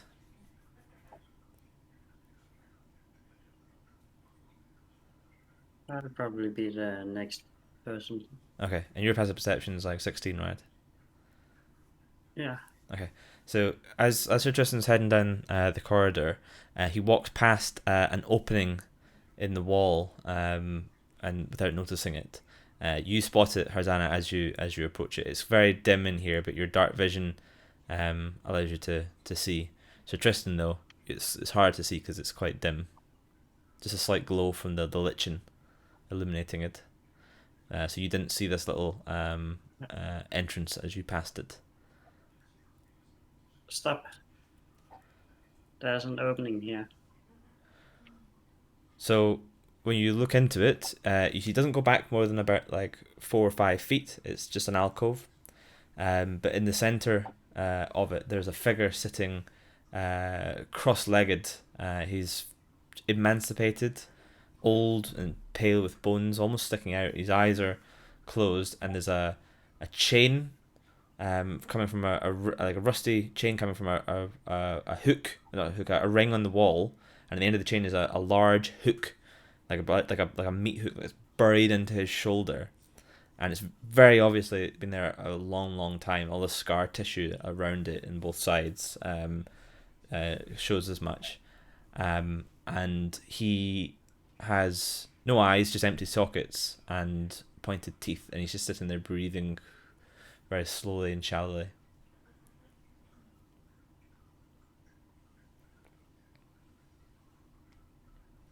Are there any other similarities with him and the nurse, so the nun, aside from the empty eyes? Say again, sorry. Like, are there any other similarities between him and that nun we saw at the square? Not. I mean, other than the eyes, which are obviously similar. And she also seems like old, emancipated, and stuff like that. Those were the similarities.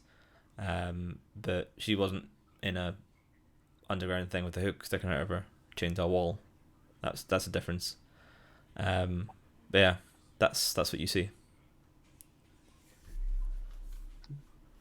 Let's have to speak with him. Greetings. He doesn't respond.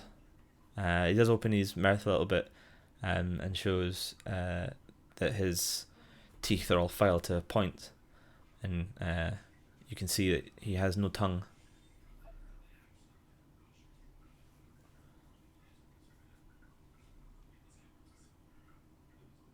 Greetings. No response.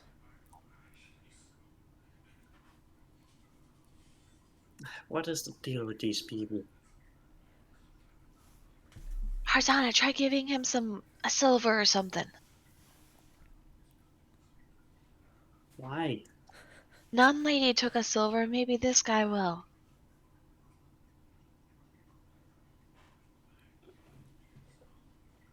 It doesn't look like he wants to speak anyways, or is capable of. We could give him like a sandwich and a piece of paper.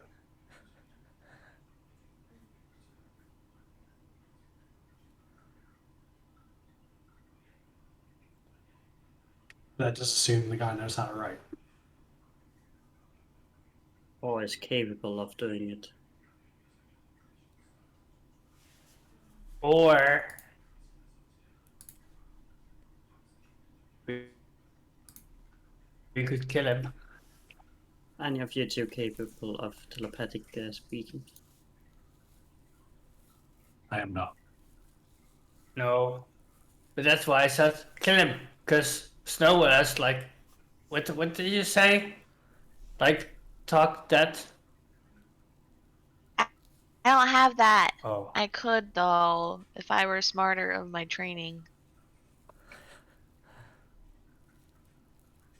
Then this guy's lucky.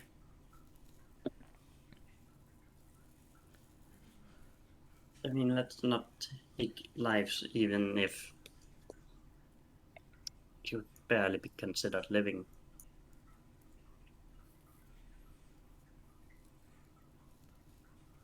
Maybe we can move on and see if we can find someone who's a bit more talkative. Okay, so if you're moving That's on, good. go on, Dragon. Yeah, we're moving on like that, back Yeah. to the hallway we can. Like, So same order. know, So Tristan in the front. I Okay, so um, the tunnel seems to continue, sort of slowly spiraling deeper and deeper, and you pass a couple other of these alcoves as you continue. Everyone has got a similar person in it. You know, old, emancipated, pale, eyes closed, with a big meat hook stuck in them, and chained to the wall. All of them have no eyes and pointed teeth. As you continue down, they're all just sort of in their little alcoves. You pass maybe like 10, 12 of these on the way down through the tunnel. Eventually, the tunnel kind of you can see some light flickering ahead, like torchlight, and you can see the tunnel is ending about 60 feet ahead of you.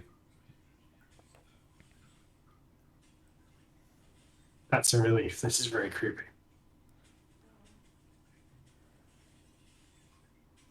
You can just continuing out the tunnel, yeah? Yep. Okay. So you walk out the tunnel into a large chamber. It's empty, save for a large brass throne sitting in the center on a raised dais. Upon it sits skeletal remains, discolored bones that seem to be held together by rotten scraps of muscle and a grinning skull stripped almost clean of flesh. And this skull and figure looks to be almost 9 feet tall and has large talons on one of the hands. Around him, there's a number of figures all like prostrating themselves with dark robes on and chanting in the discordant, almost wailing the way they're chanting, and not even in time or sync with each other. They're all just chanting away.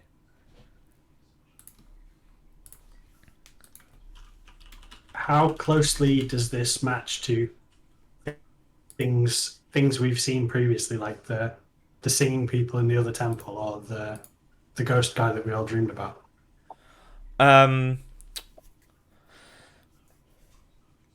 Not as such, in the sense that it doesn't match the guy that you all dreamed about for sure. There's similarities in the sense that there's people prostrating themselves around a figure on a throne, and he has like talons in one of his hands, large claws. But other than that, this doesn't seem like immediately like, oh, this is connected like that. If that makes sense. Okay.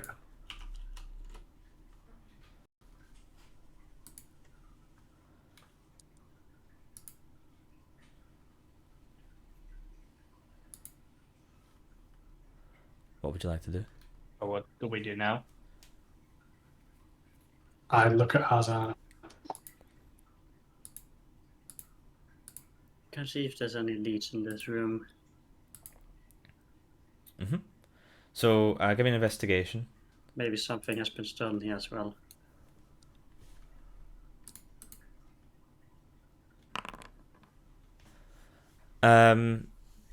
So you look around the room for signs of something, and you can see to the side of the dais there's a stone plinth about waist height, and it has like drainage channels on it. A lot of the drainage channels seem to be have old red dried blood in them. It looks like some sort of sacrificial table, and you don't see anything obvious missing from this place with your investigation.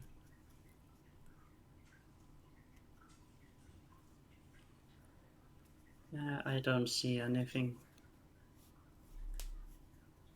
I do a detect magic as a ritual. Mm-hmm. Yeah. So this takes you 10 minutes as a ritual to do. So you start doing that. I'm assuming Hosanna starts to investigate as well. So we'll come back to you on that one. Is anyone else doing anything while you're here? I have this feature, and I was wondering if I could use this to find like because you have basic knowledge of structures of buildings, including stuff behind the walls. If that includes like possible, like you know how is like for example, a house is square and you see like an hallway that's like I don't know like triangle. Yeah. And then like a room triangle, you know, like a certain spot is like hidden maybe somewhere. Yeah. I look around to see if something like this might be hidden here somewhere. Yeah, I mean, from that skill, Kix would be aware that there's unlikely to be something hidden in this room in that way, simply because it's more like a cave chamber rather than like a built out building. It's almost like hewed out of the rocks. So it's not as if there's like a wall that something could be hidden behind. If that makes sense. So you would know not to even think about that. But you could be keeping an eye out for sure on the way back up. That was definitely built. So yeah, but in here. Yeah, then I will keep an eye out on the way back up. Mm-hmm. Anything else from anyone?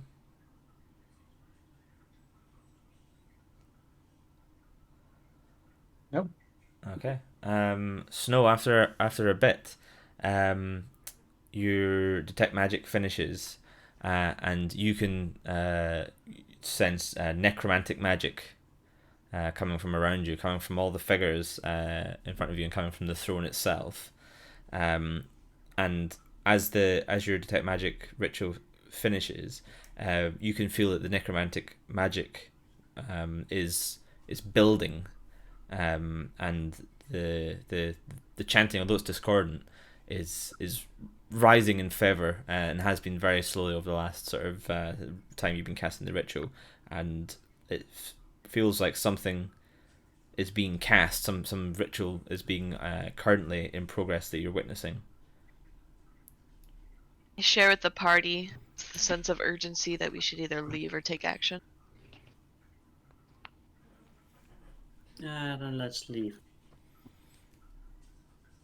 I'd be that guy we came across.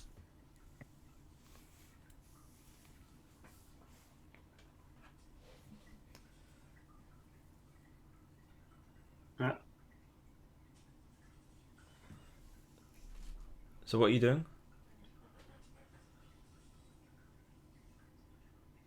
I guess we're leaving. Okay, you want to leave? Yeah, we're leaving. Okay, so you're all get there and you're like, nah, F this place. Nah. Yeah. So yeah, you turn around and walk back up the stairway, or the tunnel. Sorry. You pass some of these figures again in their alcoves, and about halfway up the stairway, you hear a large iron bell ringing behind you, and you hear a kind of almost hissing sound coming from some of the alcoves as you're passing, and looking in, the figures as you're passing them, they all seem to be like wheeze, laughing and smiling, and like it's like their vocal cords in their throats are so dry and old that it's just coming out as like kind of like and they don't have tongues, so they can't vocalize much, but they're like laughing, and they almost seem to follow you with their eyeless sockets as you go by.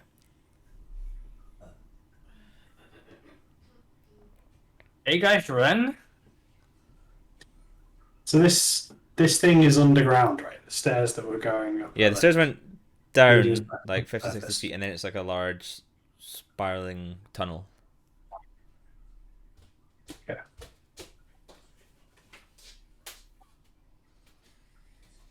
Giving. Where Are we? where is Siege and his explosives when you need them? I was giving real thought to earthquaking this place like down, but I guess we're leaving anyway, so it's fun. Should we destroy it behind us, or do you think? We definitely can do. What do you think, boss? Well, as much as it is place give me creeps, and I really don't like it. We have to respect. At least respect. We can't just break down everything in the city that we don't like. And as long as they just stay down there, then I don't really care much.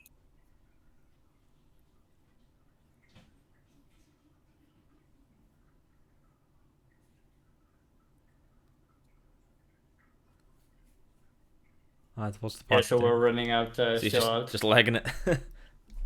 Lighting it indeed. Okay, so you head back up the rest of the pathway.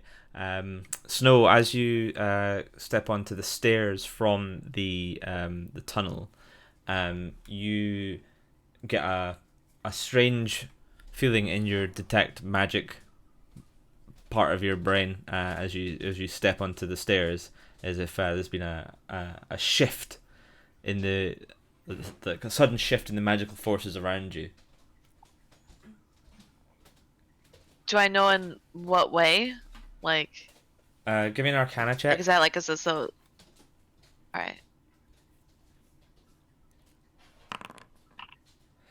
So you're not sure. Something is off, and it seemed to be when you stepped onto the stairs. Something feels strange. Share that with the party. The magic though in our area has shifted. We may be walking into a trap. It's the only way out that we know of. All right, as long as we're prepared. Yes. So you continuing up the stairs. Yeah. Okay. Yeah. The magic remains. It feels the same the whole way up the stairs. Different from the tunnel, and you successfully and safely reach the top. And are back out on the street.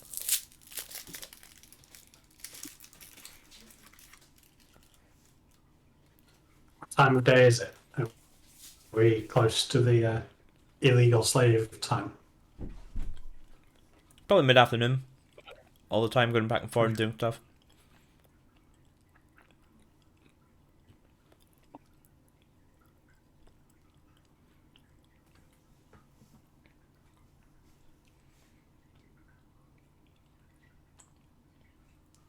That was a very creepy situation we just escaped from.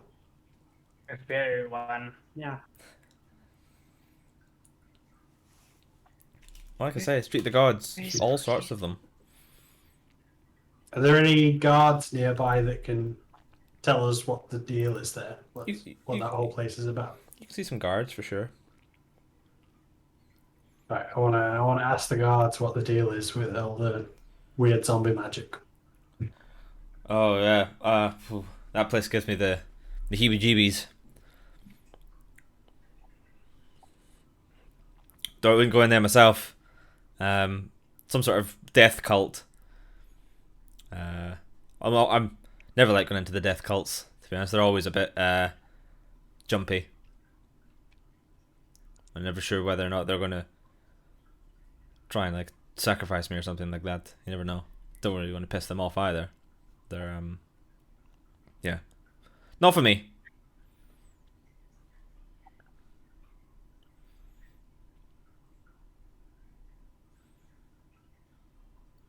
This one's been around for a while though. Didn't give us anything useful.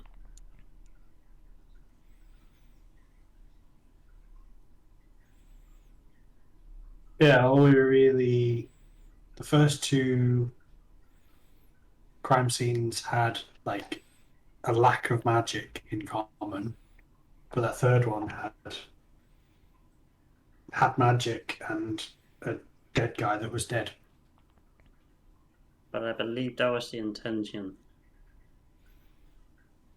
I mean, there was something stolen. This guy tongue got stolen here.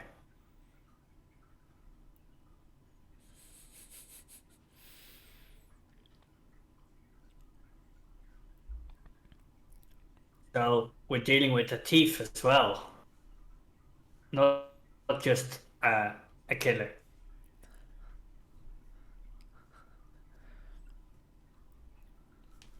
I think they cut out their own tongue as a part of the ritual. Why would they do that? I don't know, there's some weird death cult.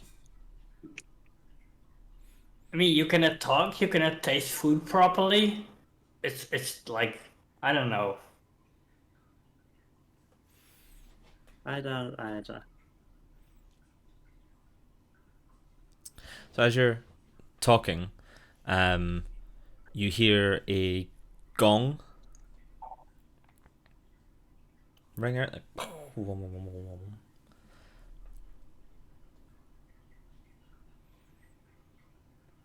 gonna ask the guard if that happens a lot. This bell ringing thing. this was a gong, and it's the same type of gong you This heard gong ringing thing. when you were in the God Squad HQ. The guards have turned and walked we're off. being phoned. You still got that rock, small goblin child. Oh yeah, we got this rock. What do we do with it? So when you hold the rock, you all hear a voice in your head.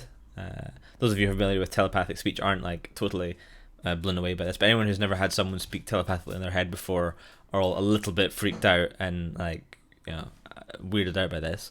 But you hear attention, all guards in the vicinity of Street of the Gods.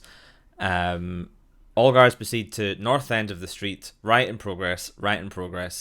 All guards are summoned. Sounds good to me. I start running in that direction. We follow. Okay. I'm almost tempted to make you do a nature check, so just run off to see if you determine which way is north and run the right way.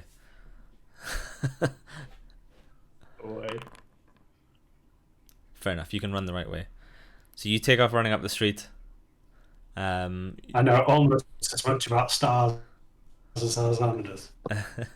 But only in the sense of if you were to rank the party members by how much they know about stars, I'm in second by like 1,000 years. Yeah, so are the rest of you following Sir Tristan, who's just run off after hearing this? Yep. Yeah. Okay. So you run up the street, passing by the Sisters of Joy. You pass by the God Squad HQ and the Sundered Man. And as you're running up the street, you can see ahead in the street that the crowd is getting thicker, and you can hear raised voices. And before long, you see almost like a line of guardsmen trying to hold back what looks like a mob.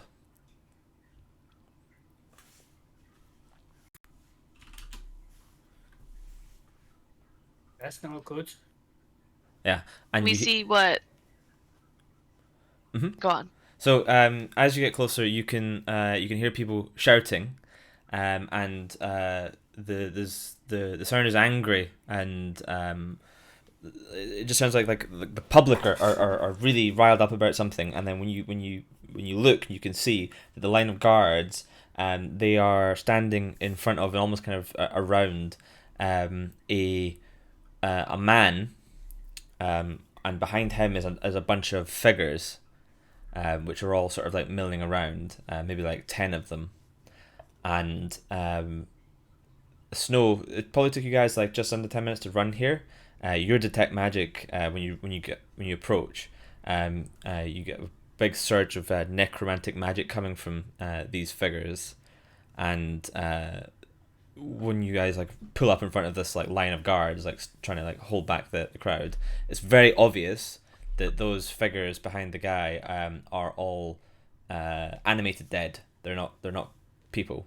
They're not like alive. And the crowd, you can hear them now shouting about how it's an abomination and it's taking workers' jobs and down with zombie labor and things like that. And this guy is like people are throwing stuff and he's like kind of trying to protect his head from stuff being thrown in. And that might be a good place to end it. Fair. right? Yeah, on others Do we rescue the zombies or do we rescue the slaves? The standard D&D dilemma: who to rescue, zombies or slaves? Well, I got a new spell I still want to try out. It's called Fireball. Oh I'm gonna- no! I'm gonna sort of raise shield over the guy they're throwing things at, so we can at least have the conversation with him when we come back. Okay. Right, well, thank you very much for joining us. A bit of a shorter session this week, but we will be back in, I think, 2 weeks again, barring any changes of schedule. I, as always, have been Ithaca Hawk, and I've been joined by Rain Chocolate, aka Snow, Discreet Error, aka Sir Tristan, or Sir Tristan, Starmiz underscore as Harzana, and today he's Omer underscore AMR, but who knows what he'll be next time as Kix. Thank you very much once again for watching, and we will see you whenever we see you. Good night.